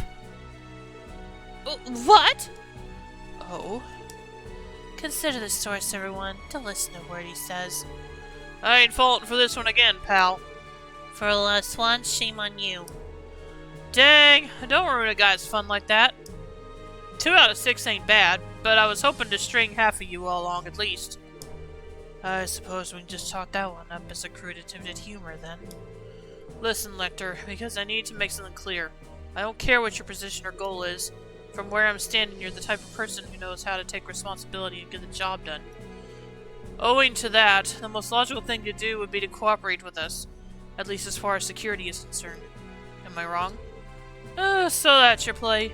I was only fooling about that turncoat business just now, but you can't tell me it's totally impossible to picture, right? You got to keep your eyes peeled at all times, stay vigilant, and see the signs. That's the key to a good writer finding inspiration, you know. I don't know any aspiring authors in this room last time I checked.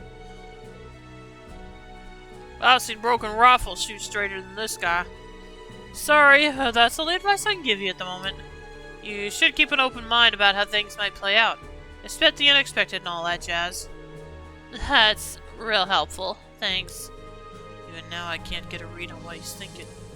I feel like I misunderstand him even less than I did before. I feel like I understand him even less than I did before. Anyone else in here? No. Okay. Hey, I can see Armorica Village off in the distance. Man, just look at all these bees go, carrying honey and buzzing all over the place. Get real, there's no way you can see that far. Especially not the bees. Anyway.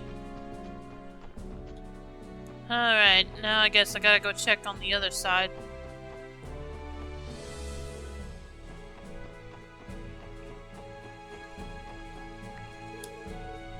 The conference is finally here. I don't know about you, but I can feel the tension in the air. The rooms here in the West Wing are reserved for the visiting dignitaries from Remiferia, Liberal, and Calvert. For their privacy, we limited patrols on this floor to only what's necessary. That may sound flawed, but do understand that our guests are heads of state. We're obligated to provide them with a certain amount of confidentiality. The dignitaries are also being accompanied by their own personal escorts during any recesses, so security shouldn't be an issue. You're probably right, but...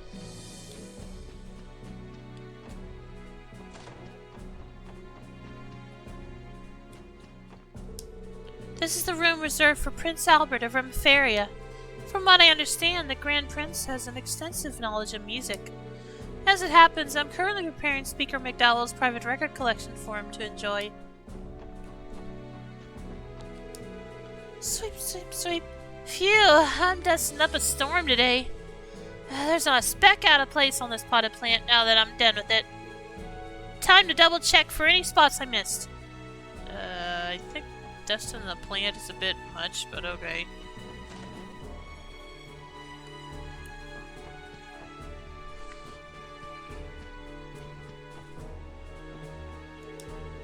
Oh, you're those police officers they have on patrol, aren't you?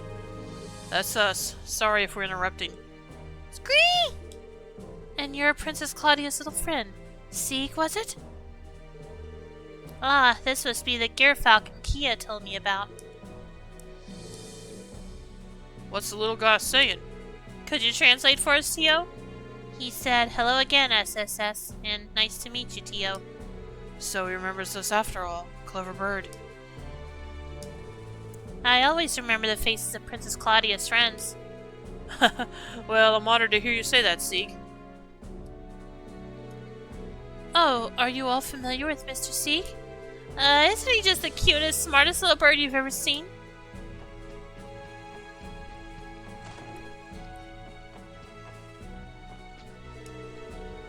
I don't mean to make a fuss, but are these refreshments truly suitable for the president?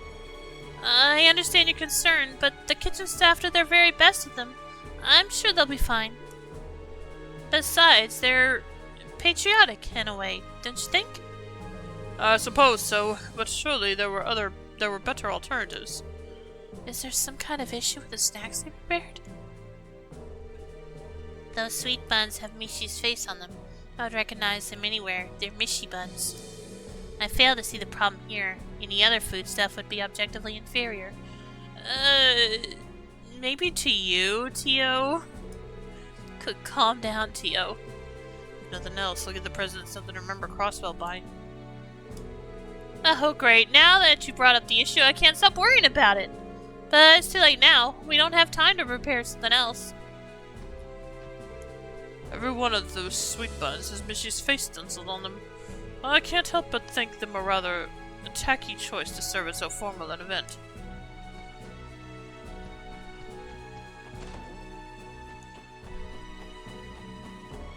Alright, time to check the next floor. Down, I guess.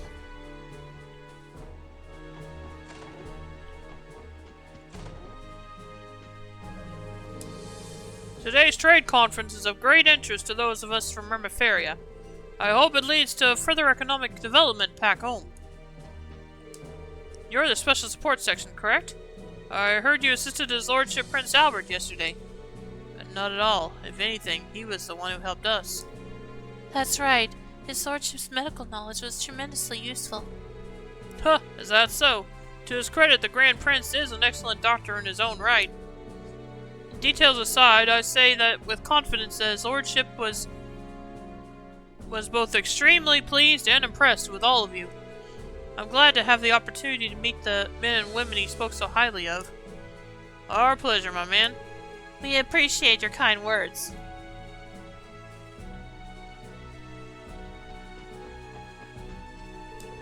The conference appears to be going well.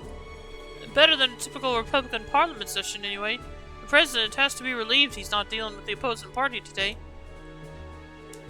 Oh, you must be that special support section they have on patrol duty. Thank you very much for your service. Let us know if there's anything we can do to make your job easier. Well, look who it is. It's been some time, SSS. How are your patrols going? Kilika. Ah, but where are my manners? The last time we met, it was under different circumstances. Allow me to reintroduce myself. Kilika Roran, aide to the President of the Calvert Republic, at your service. I have other responsibilities and titles, of course, but they're nothing worth mentioning. I suppose not. Would that include being an entertainment producer like you mentioned before? It would, quite legitimately in fact. It's just one of the many hats I don. There is, for that matter, a production company office back in the Republic as well. I see. In other words, there are no holes to poke in your story. She's a woman with a mask for every situation. And like any self-respecting spy, she knows how to use them. Hey, I like me a little mystique. What I wouldn't give to roleplay with her for just one night. That's one of those comments best kept to yourself, Randy. Care to share your conversation with the class, you three? Oh, that reminds me. A little birdie tells me that a little birdie invited you aboard the Arce yesterday. I beg your pardon? We should have expected you would already know. Jeez, how do your sources even get this stuff? Settle down, it isn't anything to fret over. I am curious, though. Did you hear anything of note? There's only some friendly advice, nothing more. There's still plenty we have to figure out for ourselves. Is that right? Well, the same could be said of myself. What? I was merely thinking aloud. I can envision as many scenarios as I'd like, but that doesn't mean any of them will come to pass. With so many conflicting motives, there's still much we don't know. That's true of everyone working here today. Will today be the day of the first domino falls, or is that juncture yet to come? Who can really say at this point in time? I think I understand what you're getting at, but still. Either way, she's right on the mirror. The only thing I'll add is that my role today is nothing more than that of a presidential guardian and keeper. In that sense, you could almost consider us as colleagues. Let's say we put aside our allegiances and simply watch how today unfolds. Beyond that, I have no further comments to make for the moment. Fair enough. Thanks for the information. I'm sure you have much you'd like to discuss, but for now, let's watch and see how things proceed. Given that we're both tasked with security today, our duties aren't all that different from each other. We obviously can't enter in the middle of the conference. Let's leave before we bother anyone. Ah, okay.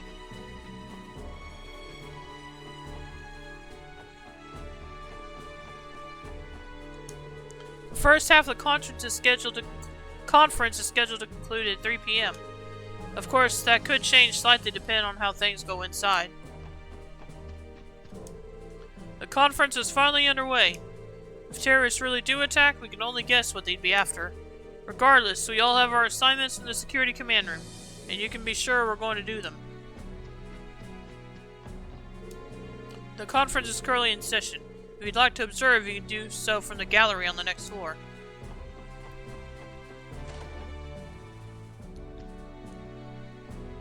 Alright, I'm going to go ahead and take a short break here, so if there's anything you need to do, now would be a good time, and when I get back, we'll continue talking to people at the conference, so see you then.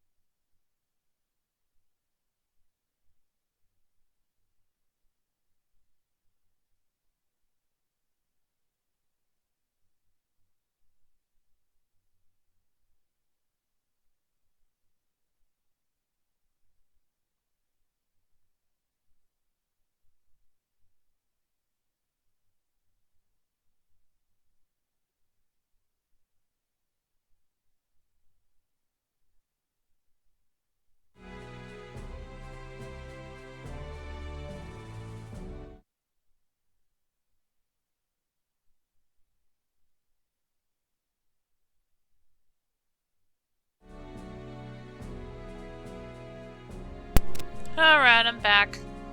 Time to talk to everyone in here. Good afternoon, everyone. You've attended the special support section. I take it you've been securing the conference floors for everyone? That's right. We managed to eke out an assignment as part of the security. Oh, so this room is where they've stashed all the big guns, is it? Metaphorically speaking, of course. I bet every last person here is a ranking officer. Correct. By all accounts, this room alone could prevent a major incident. Absolutely. Not to mention Senior Captain Schwartz's swordsmanship. I've heard it's as fearsome as it is elegant. You are far too kind. It's nothing so extraordinary. That being said, no matter what happens, no one will lay so much as a finger on Her Highness, I swear it. Trust us to protect the conference room, and we will trust you to keep watch over the other floors. Of course, thank you. It's good to see you again, Major Vander. Have you noticed anything out of the ordinary yet? Hello there, SSS. It's hardly enough reason to let our guards down, but things have been calm thus far. Even the discourse at the conference itself has been civil. I'm admittedly impressed by how smoothly things are going. If the conference continues to go well, that will at least alleviate some of the stress on the prince's shoulders. Is everything okay, Major Vander? You seem to have a lot on your mind. Well, I suppose you could say that. In a sense, we've only come this far because of the seeds he chose to sow. But never mind that. Just a sec.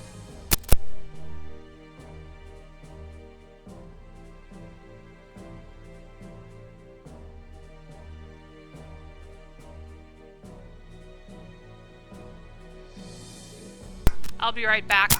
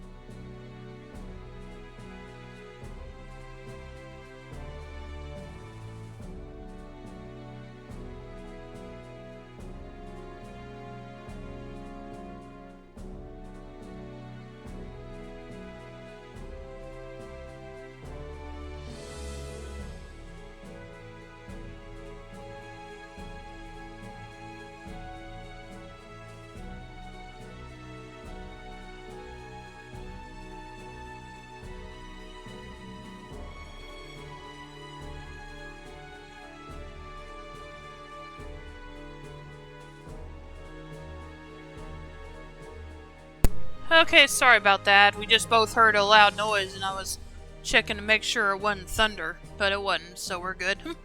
It was just someone working on the house, I think it was just someone working outdoors next door or next to them, something. Anyway, what matters most right now is our duties at the conference. I have a role to play as the prince's escort. Just as I'm sure you all have your own, keeping the conference secure. Right, that much is for certain. I'm here to serve as a prince's escort. As such, I will observe the conference until its conclusion, the way any military officer in my shoes would. You all have your own duties to fulfill. Don't let me keep you from them.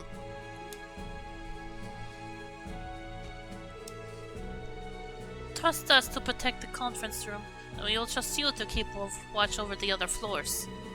May Dios protect you all.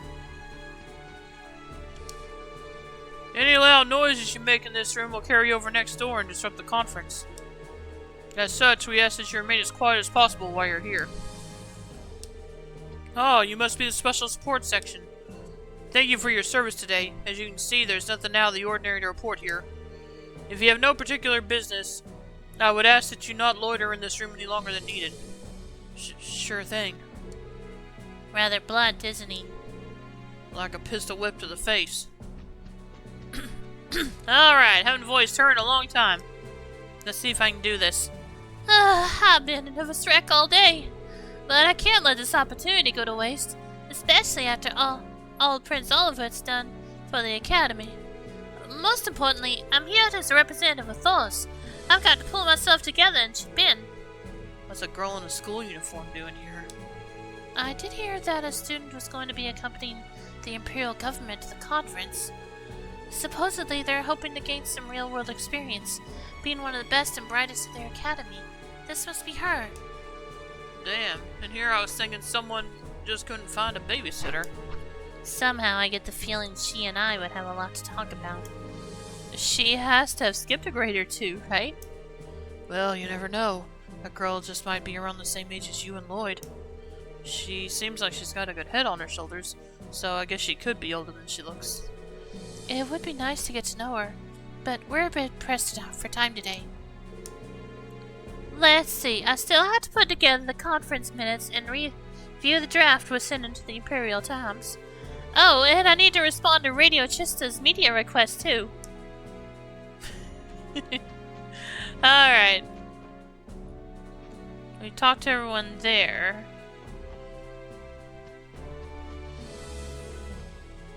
Two of the elevators are blocked. The shutter to the elevator is sealed tight. Oh right, only leftmost elevator is usable during the trade conference. As a security precaution, yes. I believe this elevator's locking mechanism is controlled via the orbital network. Well, it wouldn't be Orcus Tower if their security system wasn't state-of-the-art. No big deal though, we can just use the leftmost elevator instead. Except we're not, we're going to use the stairs.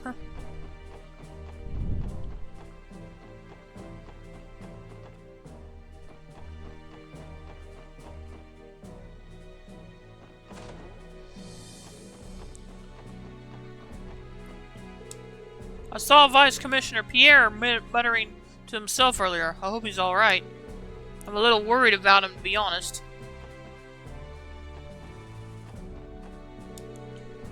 Phew, so this is where they put the lunchboxes. Finally, I can grab a bite to eat. Understood. We'll get right on it.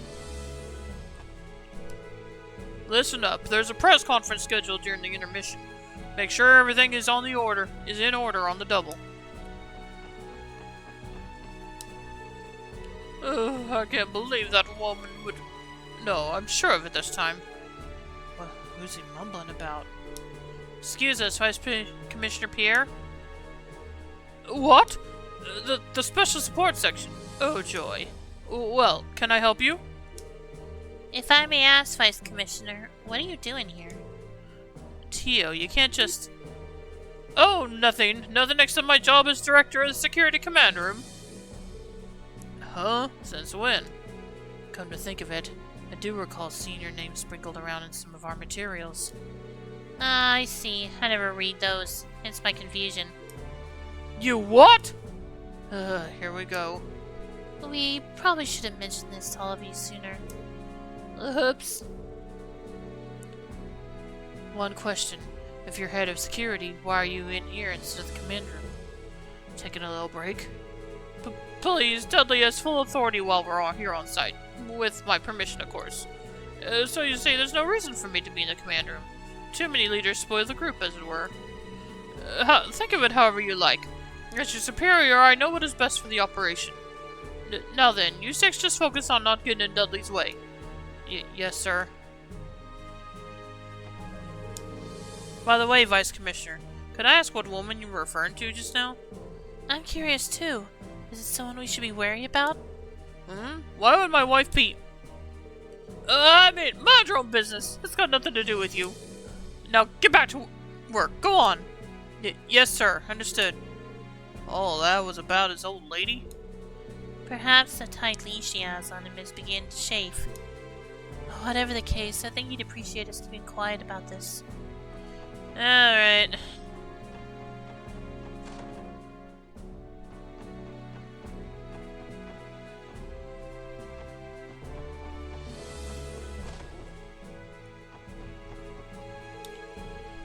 Captain Grant, a pleasure to see you.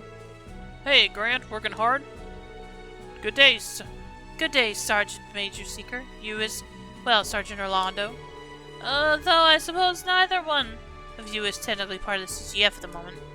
That's true, but my leave is only temporary. You can address me by whatever you find easiest. I don't really care either way. Are you two the only representatives from the CGF on this floor? That we are. It's out of consideration for the dignitaries and members of the press, you might say. Part of the CGF's orders for this assignment to stay out of their sight and minimize exposure, hence the bare-bones deployment. It sounds like the reasoning goes deeper than that. It does. Essentially, the decision is a way of tiptoeing around the two major powers. While the Guardian Force's weaponry is restricted by state law, it still functions the same as any other state military. We stay within budget, but a great deal of our funding goes towards maintaining and improving the arms we're allowed to have.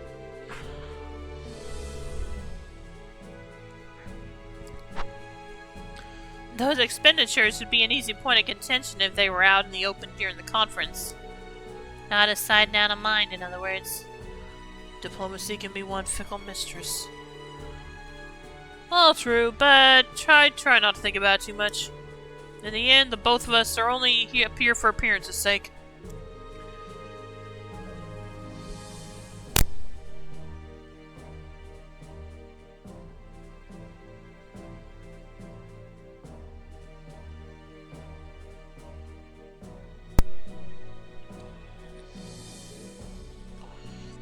Still, there's an entire company of guardsmen one story below ready to mobilize at a moment's notice. Should something happen, they'll be on this floor within seconds, rest assured. Good to know. We'll be counting on you if it comes to that. It's up to us to keep everyone safe today, Sergeant Major Seeker. Let's put our backs into it. You can entrust the security of this floor to me and Captain Grant. Roger that.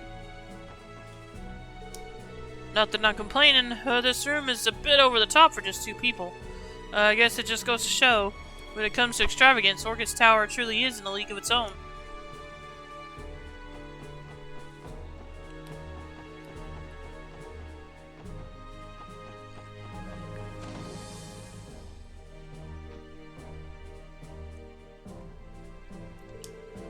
All of us in the security division are contributing to keeping Orchis Tower safe during the trade conference.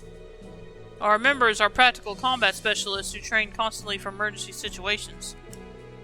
Should the worst come to pass, I can assure you that we're just as capable as the Crossbelt Guardian Force. We're accustomed to protecting government property and dignitaries alike. Whether it's the anniversary festival or this international conference, handling large-scale events is all just part of the job.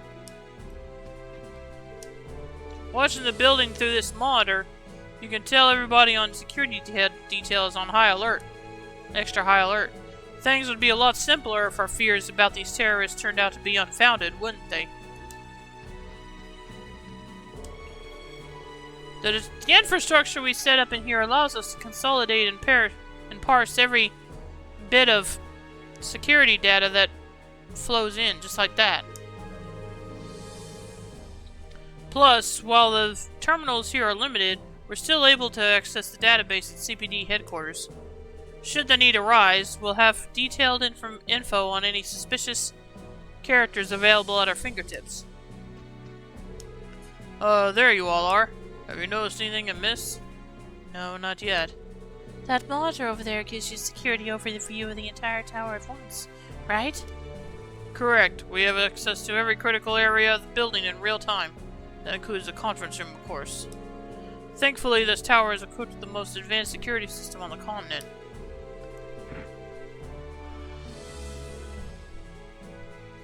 Numerous locations are beginning to incorporate video surveillance, as I recall.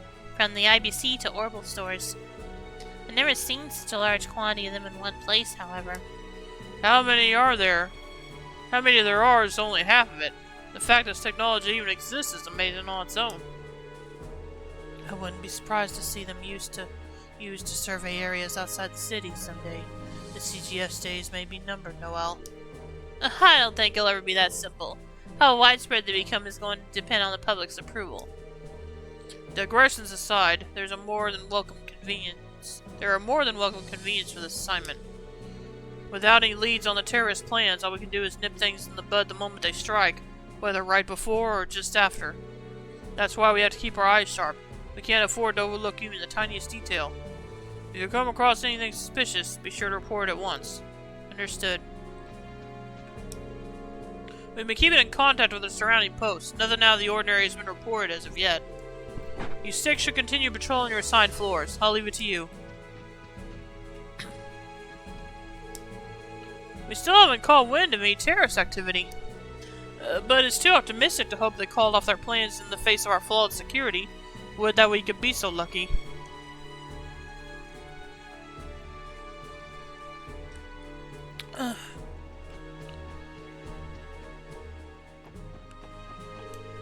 This waiting room is for members of the press from each participating country. General policy forbids them from exiting while the conference is in session. They should all be accounted for in there. Feel free to enter if there's anything you need to confirm.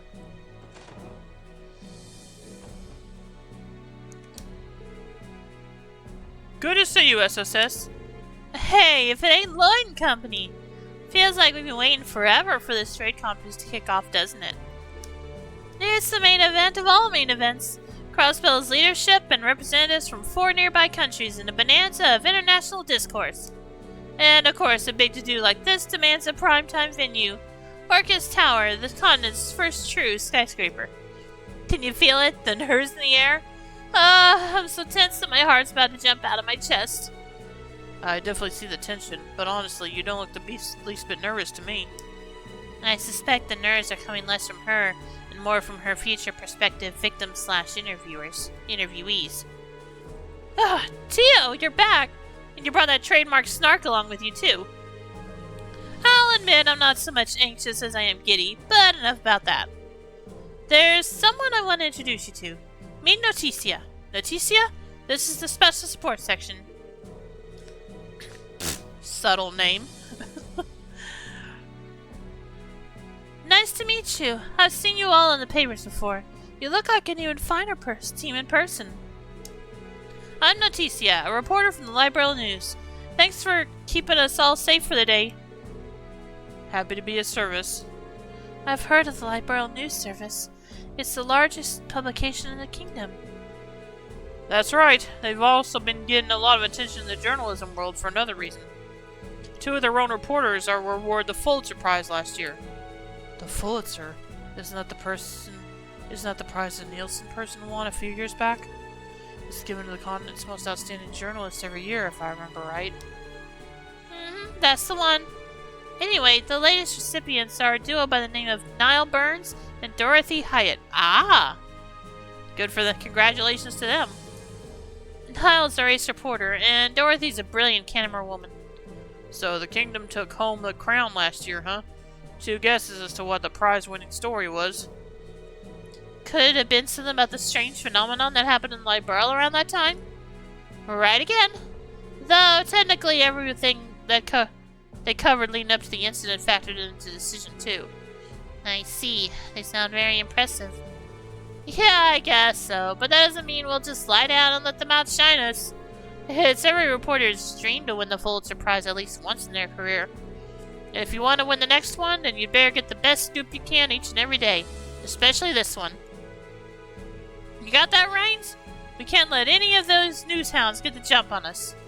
Yes, ma'am. If Grace gets any more fired up, the orbital sprinkler system might go off. Let's hope she can behave herself at least. So, I take it Niall and Dorothy couldn't make it? That's right. They're on assignment in Calvert, so they wouldn't have gotten here in time. Things are a little touch and go over there right now. Yeah, I'll bet. It's got something to do with those radical nationalists they've got running around, right? Word is the Republican government is concerned about them making a move during the trade conference. Well, look at you. Guess that press pass of yours isn't just for show, is it? I've heard the same, though there's no evidence of their involvement yet. So Grace managed to dig that info up too, huh? No sense worrying about Hal. We got our own job to take care of. I'm Thompson from the Ardent Press. A pleasure to meet you. You're a photographer with the Tyrrell Times, if I'm not mistaken? That's right, but I'm still only a rookie. You said Ardent Press, right? That mean you're from Remifaria? We may be from different countries, but we're not competitors today. I'm looking forward to working with you. Haha, likewise. Here's hoping we all get the story we're looking for. This trade conference truly is extraordinary. I've never covered anything like this before. Conferences between any two of these countries aren't uncommon, but between Crossbell and its 4 neighboring nations, that's unheard of. Not to mention, both Chancellor Osborne and President Rocksmith are attending in person, rather than sending surrogates. This is essentially the first time these two men have ever met face to face. Talk about a history in the making. It's unprecedented, to say the least. Reporters from every participating nation have gathered for the sake of covering this day. You and your Imperial Chronicle colleagues included. Haha, the same could be said about President Rocksmith. Seeing is believing when it comes to understanding what kind of leaders they are. In the president's case, he gave off a more imposing, dignified impression than when I see him pictured in Tyrrell Times. I haven't heard too many positive remarks about the Crossville police in the past. However, seeing how tight the building's security is, I'm getting the exact opposite impression today. The only conclusion I can come to is the CPD's shortcomings are a result of their structure, not their people.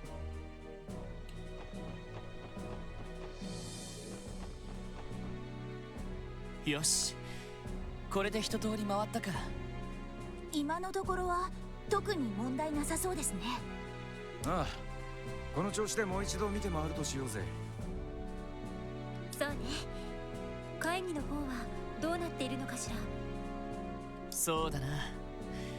市長や議長が頑張っているとは思うけど。問題は鉄血宰相にロックスミス大統領ですか。ま、休憩時間になったら誰かに聞けばいいんじゃない？ The same day, 3:05 p.m. The trade conference finally reached its halfway point. Before the intermission officially began, the heads of state held a brief press conference for the media.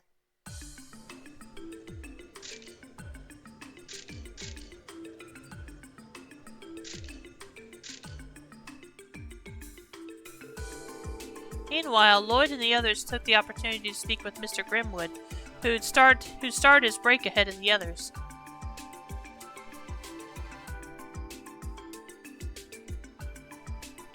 Naるほど。そんな事情で君たちも警備に参加したのか。ええ、正直気休め程度にしかなっていないかもしれませんが。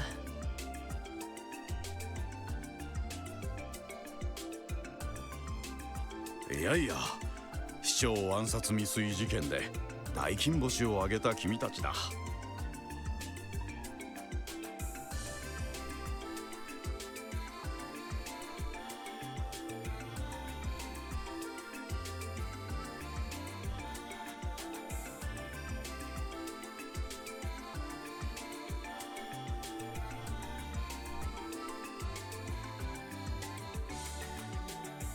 この場にいてくれるだけでも私としては非常に心強いよ。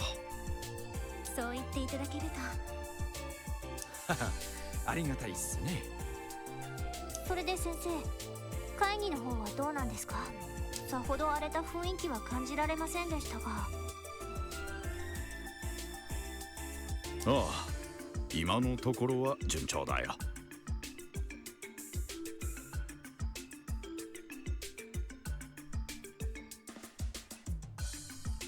いくつかの通商協定には各国の同意も得られたし、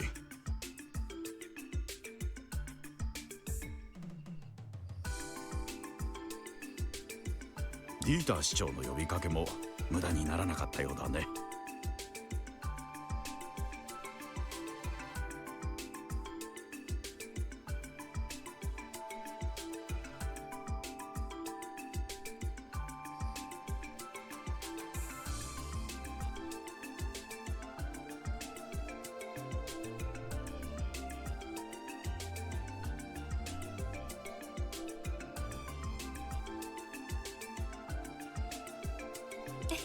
そうですか。ちょっと安心ですね。しかし今のところってことは何か懸念でもあるのかな。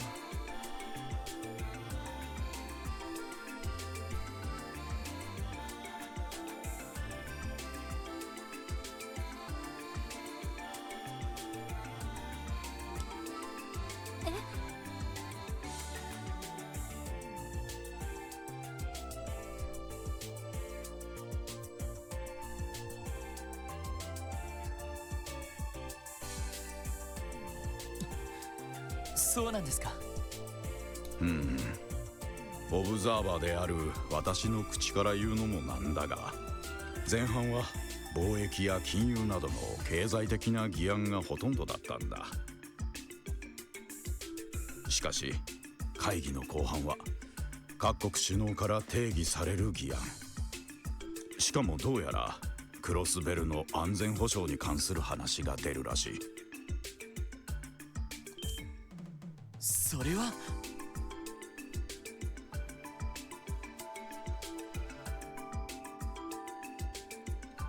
安全保障ってことは軍事の話も入るってことか。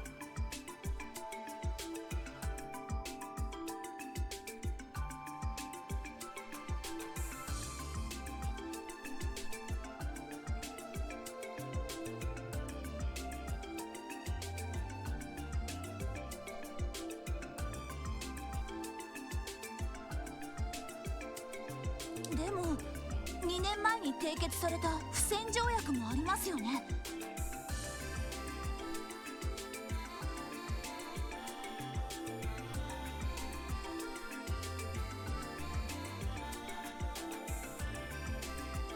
あれはリベールの女王陛下が当時のクロスベルの危機的状況を抑えるために提案したものだ。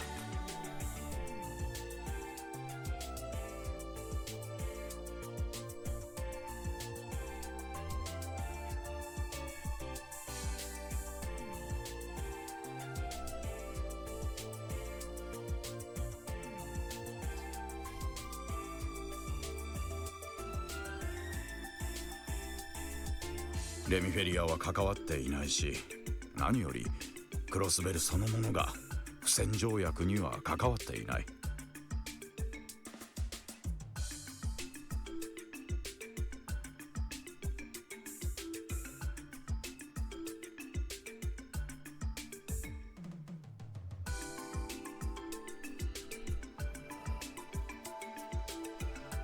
その意味でそれとは別の新たな安全保障の枠組みが求められているのは確かでね。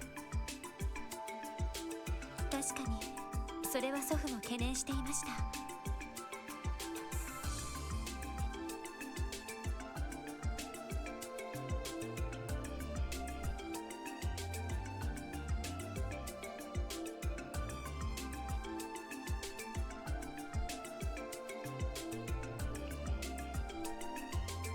ならクロスベルを交えた新たな条約を結べばいいのでは。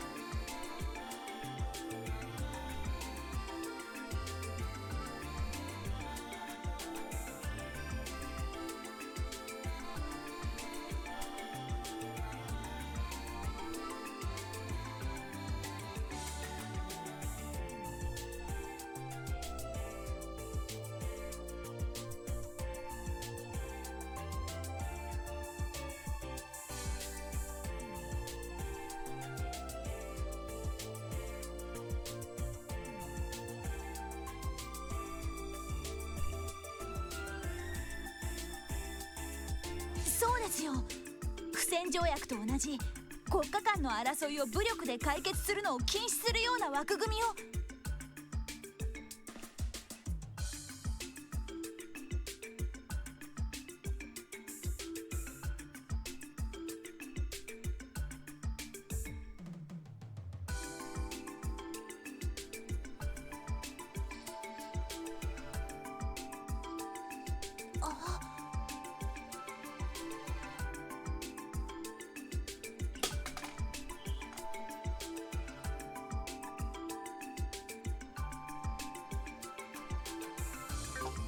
そうか、クロスベルは国家じゃない、帝国と共和国によって承認されたそう、それはつまり国際条約を締結できるような国家主権を持っていないということだ。経済的な協定は結べても対等な立場での条約は結べない。それが結果的にこの地の安全保障をひどく危うくさせてしまっているわけだ。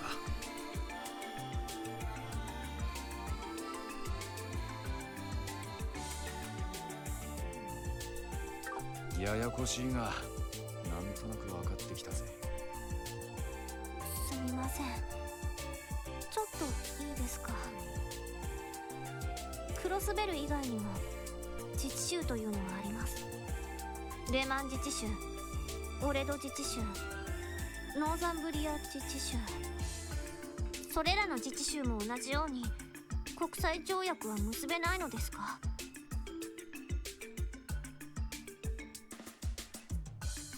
いや、そんなことはない。確かにそれらの自治州もそれぞれの歴史的事情によって国家としては成立していないが、宗主国から移譲される形で同等の主権が認められている。宗主国。それらの自治州が決定的にクロスベルと異なる点。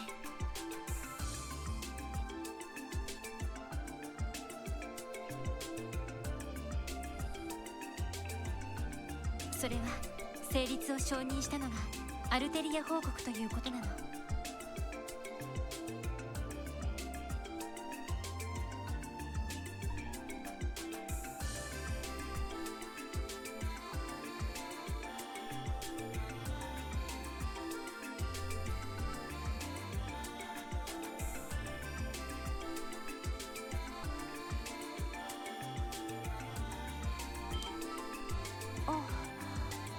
アルテリア報国というと七葉教会の総本山だったっけ？ええ、国土は小さいけど宗教的な権威は持っているから。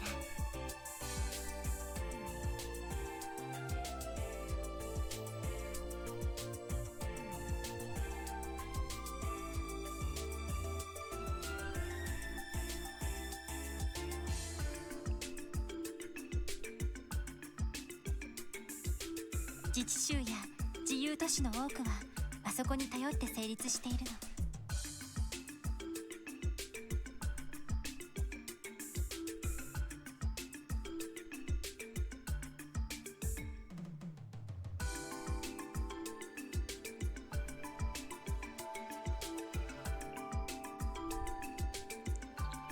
だがクロスベルは帝国と共和国に承認されて成立する自治州。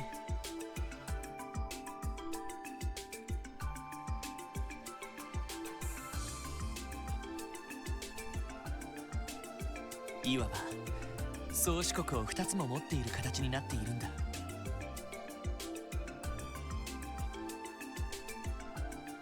ええ、そしてそれが歴史的にさまざまなねじれと悲劇を生んだ。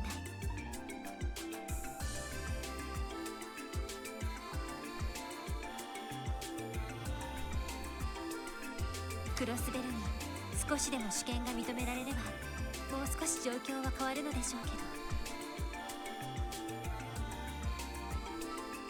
それを2大国が認めることは永遠にありえないでしょうね。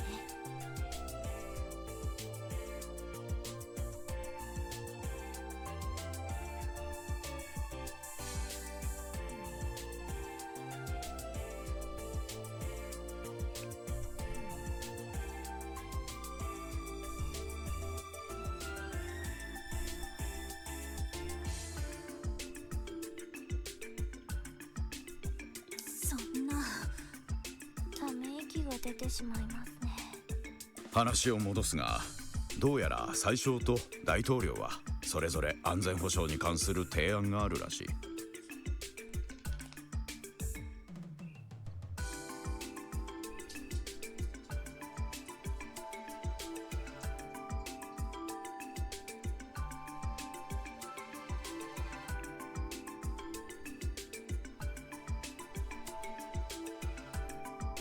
無論それは対等な条約を各国が結ぶというものではない。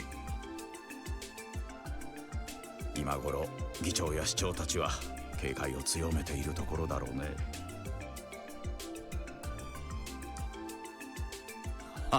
すまない、不安にさせてしまったようだな。まあマクダエル議長などはこのような状況は慣れっこだろ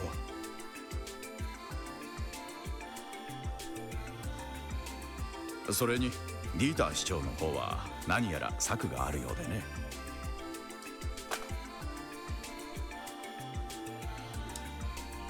策ですか？それはどういう？いや、詳しい話は私も聞いていないんだが。失礼します。特務支援課ロイド・バニングスです。バニングス、こちらは記者会見が終わった。首脳たちは36階に引き上げたが、お前たちはどこにいる？はい、34階の休憩室ですが、何かありましたか？実はオズボーン宰相とロックスミス大統領からそれぞれ申し入れがあった。休憩時間中、お前たちと直接話がしてみたいそうだ。相手が相手だ。さすがに断ることもできん。休憩時間中に36階にある両首脳の部屋を訪ねるがいい。Oh boy. 左翼の採用が大統領、右翼の採用が宰相の部屋だ。待ってください。一体何がどうして？さすがに荷が重すぎますよ。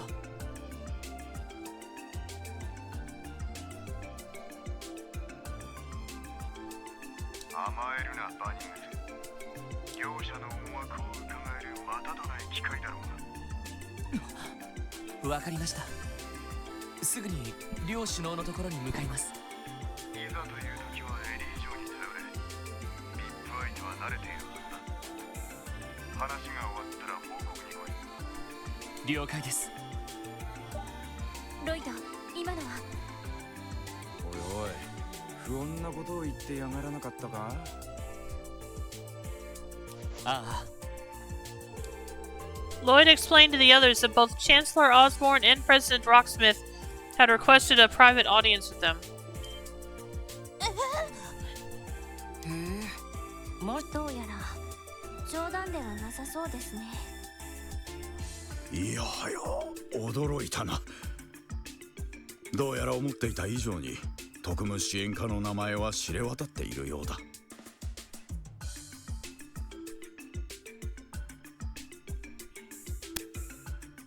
いや、両首脳のスタッフにそれぞれ知り合いがいるんです。それで興味を持たれただけかもしれません。なるほど、そいつはありそうだな。だとしても断るわけにはいかないわね。ああ、36階の左翼と右翼の採用の部屋だ。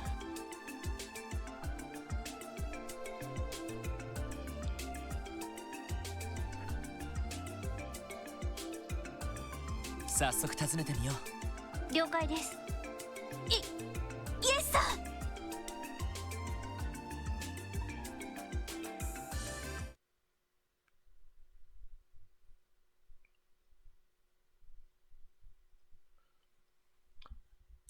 Arrives, hugs Luna, grinds a few levels in Mimana Ire Chronicles, and brings Luna a Pepsi. Aw, thanks. Are you enjoying that game? I admit I don't know anything about it myself, so I'm wondering if it's any good.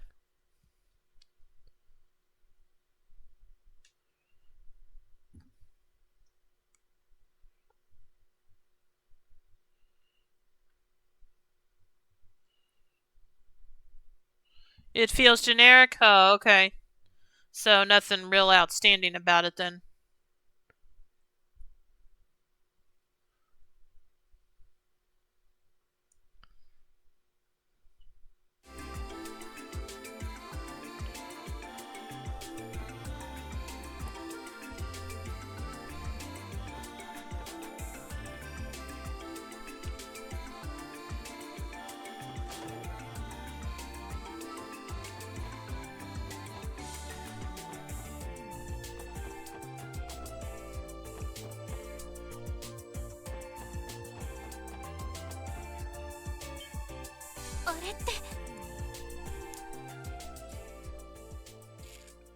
Hmm. そうですか。ルーシー先輩と。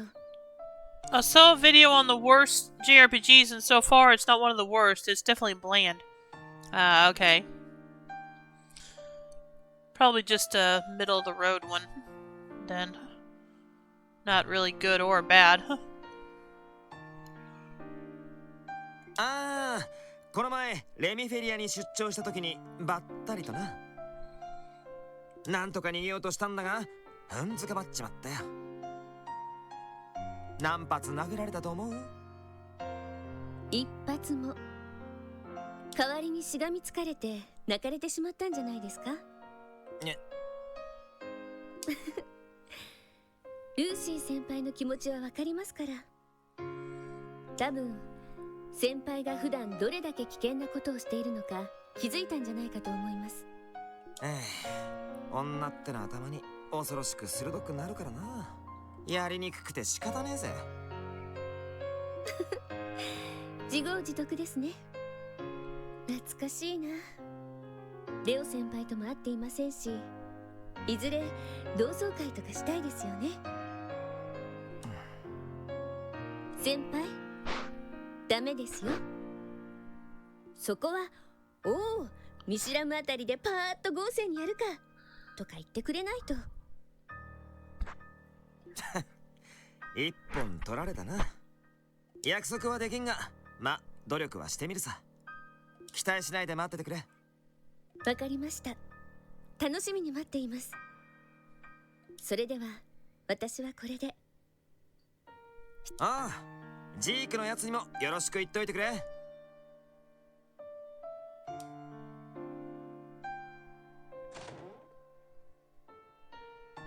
れやれ、ほんと成長してやがんな。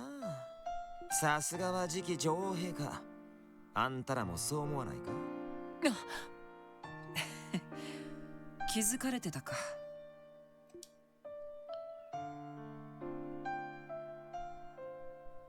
すみません。立ち聞きするつもりはなかったんですが。つい聞こえてしまって。でもエリーさん、すごく興味津々でしたね。ティオちゃん？いや、でも気になるぜ。一国のお姫様相手にずいぶんお安くないじゃねえの。ああ、学校の後輩ってだけだ。と言っても日曜学校じゃなくてジェニス王立学園ってところだが。ジェニス王立学園、確かリベールにある有名な高等学校だったかな。ええ、確かに留学生も多く受け入れているけど。それじゃあ国費で留学されていたんですか？いや、ポケットマネーさ。ギリアスのおっさんのな。そんじゃ俺もこれで失礼させてもらうぜ。ああ、そういやあんたらタヌキどもに呼ばれてるんだってな。どちらも一筋縄じゃいかないから、せいぜい気をつけとけよ。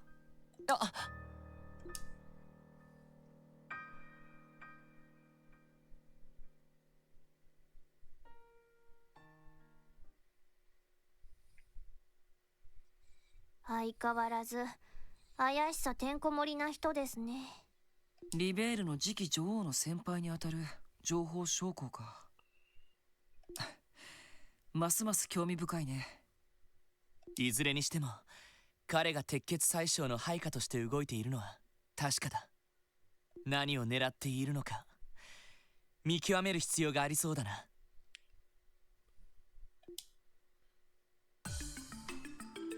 Alright.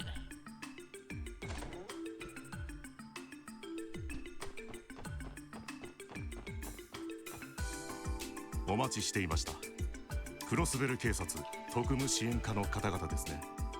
はい、こちらが大統領閣下の。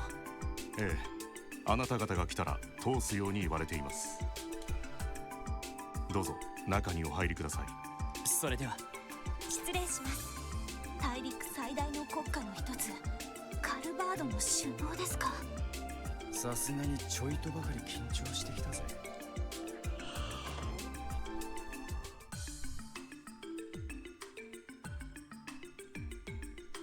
失礼します、閣下。クロスベル警察特務支援課、お招きにより参上しました。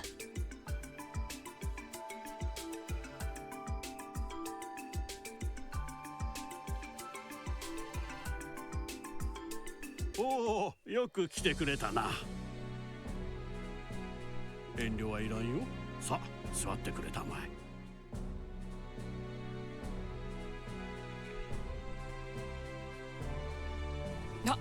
はい。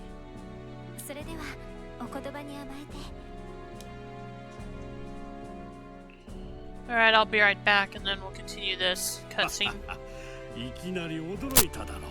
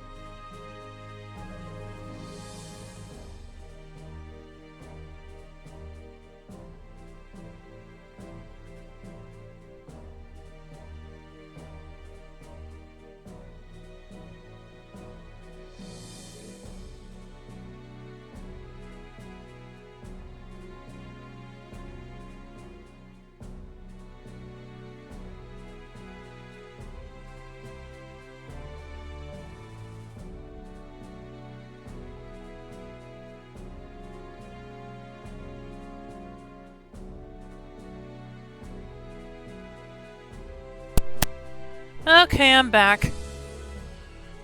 いやー、こんな時でもないと時間が取れんと思ったもんでな。忙しいだろうにすまんな。いえ、そんな。お気遣いいただき恐縮です。確か君はマクダエル市長のお孫さんだったかな。確か前に祝賀会か何かでお目にかかったことはないかね。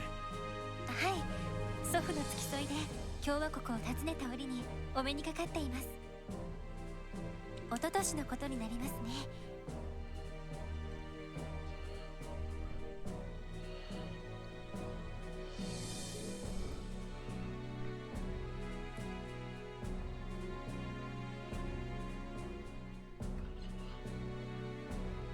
おお、確かにそうだった。しかしあのマクダエル市長が今は退かれて自治州議長とは。あのお年にしてあの情熱、まさに政治家の鏡というものだ。祖父が聞いたらきっと喜ぶと思います。ところで閣下、今日はどのようなご用で？君たちの話はキリカ君から聞いていたのでな。シュバルツオークションの顛末も痛快だったそうじゃないかね。こう言っちゃなんだが、前のハルトマンという議長は鼻持ちならない男だったからな。その失脚のきっかけを作った功労者たちの顔ぶれは一度見ておきたかったんだ。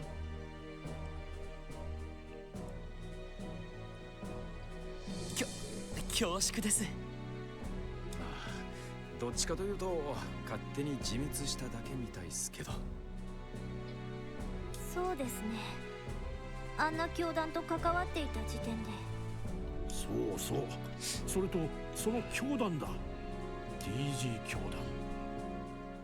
団。大陸各地で悪さをしていたが、最大の被害者は我が国でな。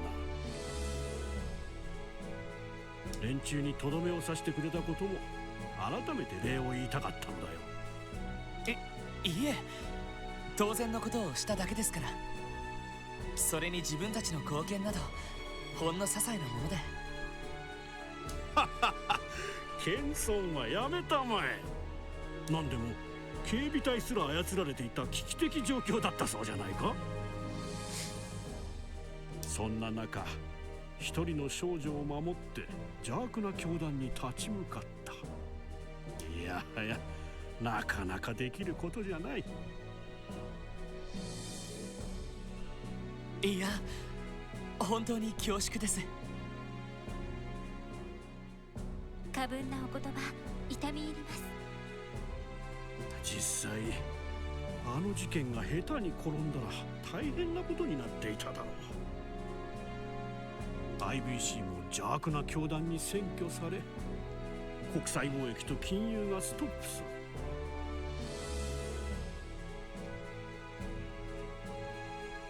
そうすれば共和国経済にも深刻なダメージだったに違いない。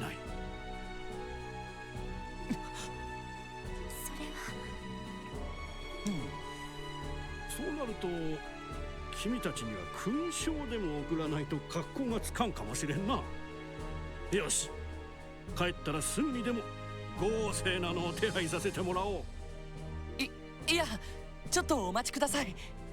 自治州での事件なのに共和国政府から勲章をもらうのはちょっとおかしいような。マクダエルのじい様からもすでに表彰状をもらってるしな。何もおかしいことはない。クロスベルの問題はすなわち宗主国である我が国の問題だからな。Sovereignty?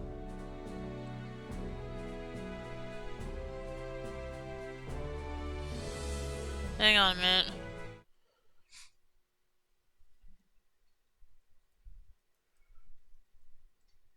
Okay, sovereignty.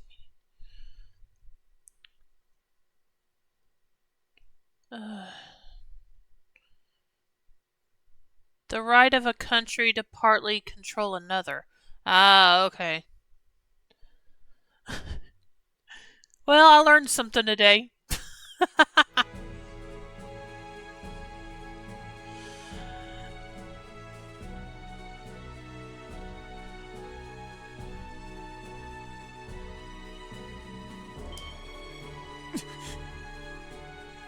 Lloyd didn't like that. I mean, it may be true, but...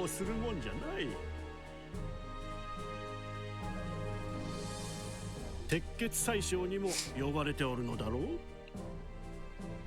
もう少し話したいところだが、そろそろ行くといいだろう。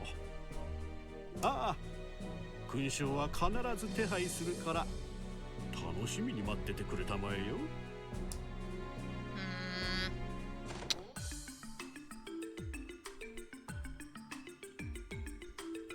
お疲れ様でした。Yeah. オズボーン宰相のお部屋は反対側になると思います。あ、どうも。わざわざありがとうございます。いえ、それでは。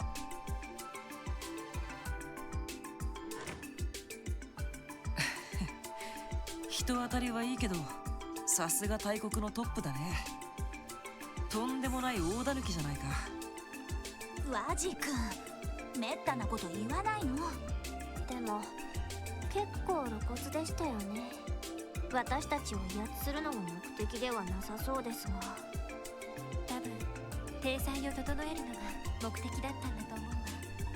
共和国の大統領が教団事件の解決に貢献した私たちに勲章を贈るという体裁が。クロスベルの事件は自分たちにとっての事件。つまり宗主国としての領有権を改めて強調してきたのだ。そのために呼んだのかよ。大国のトップってのはやっぱりとんでもねえな。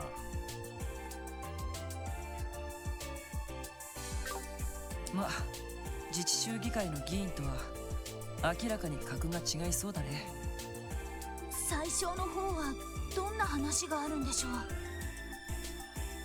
う。わからない。とにかく腹をくくっておこう。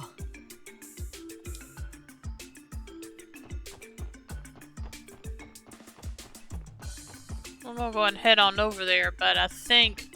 let's talk to these two real quick. Oh, good to see you again, SSS. Did you have a status update to make? Nothing to report for now. What about the two of you? Have you learned anything? Unfortunately not. Things have been quiet thus far. We're exhausted in every avenue on the Erebonian side of things as well. But unfortunately, neither the nobles nor the reformists are intent on giving us any leads to work with. That's unfortunate. A big goose egg from both Imperial factions then, huh? It seemed like real peaches to deal with. Yesterday, Prince Oliver had mentioned the possibility of creating a third faction, didn't he? It's been on my mind ever since. If you wouldn't mind, Major, could you tell me more about his intentions? Ellie? Well, it's only natural you'd be curious. I'm not supposed to say much, but I don't think there'll be any harm in sharing a bit with the SSS. To put it metaphorically, you could say the Prince is attempting to shatter some long-standing barriers. Barriers, huh? That's something we're all too familiar with. Basically, there are irreconcilable differences between the Noble and Reformist factions. But that won't stop him. He aims to have the two come to terms anyway, as absurd as that sounds. The Prince is trying to get the Reformist and Noble factions to reconcile? I understand. I underestimated his starry-eyed idealism. Isn't the divide between the two sides as wide as Goralia Canyon itself? Wazzy, don't be so rude! Huh, he's absolutely right. Still, the Prince has committed himself to dancing toe-to-toe with a monster, despite how ludicrous it may appear. He's fully aware of what people call him behind his back, a showy, debaucherous bastard prince whose only concern is his leisurely wants. Let them talk. I've decided to stand by him regardless. I see. That's very admirable. The Prince would always have an ally in Liberal, Major Mueller, just as Princess Claudia has stated. We may not always be able to intervene directly, but we'll assist you both in any way we can. Thank you, Senior Captain. I'm truly grateful. The Prince must truly be loved to have so many valuable allies. I don't know if I'd go that far, but there's no question that he has a certain effect on people. Still, the best thing that could happen today would be the trade conference ending without incident. That is the objective. We'll be counting on you if the situation calls for it, Special Support Section.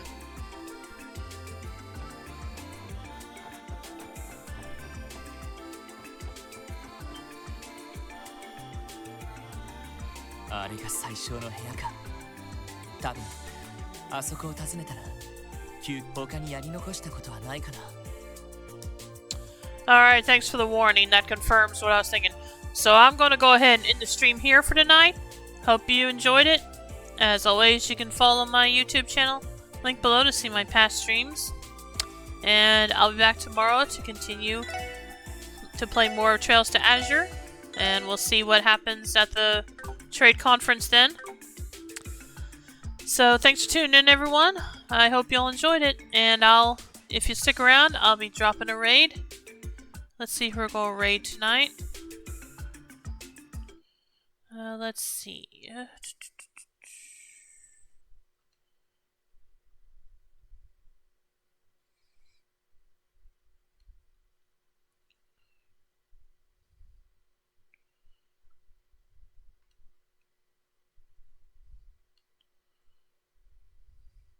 Let's go ahead and raid Sin City 5X, who is playing Xenogears.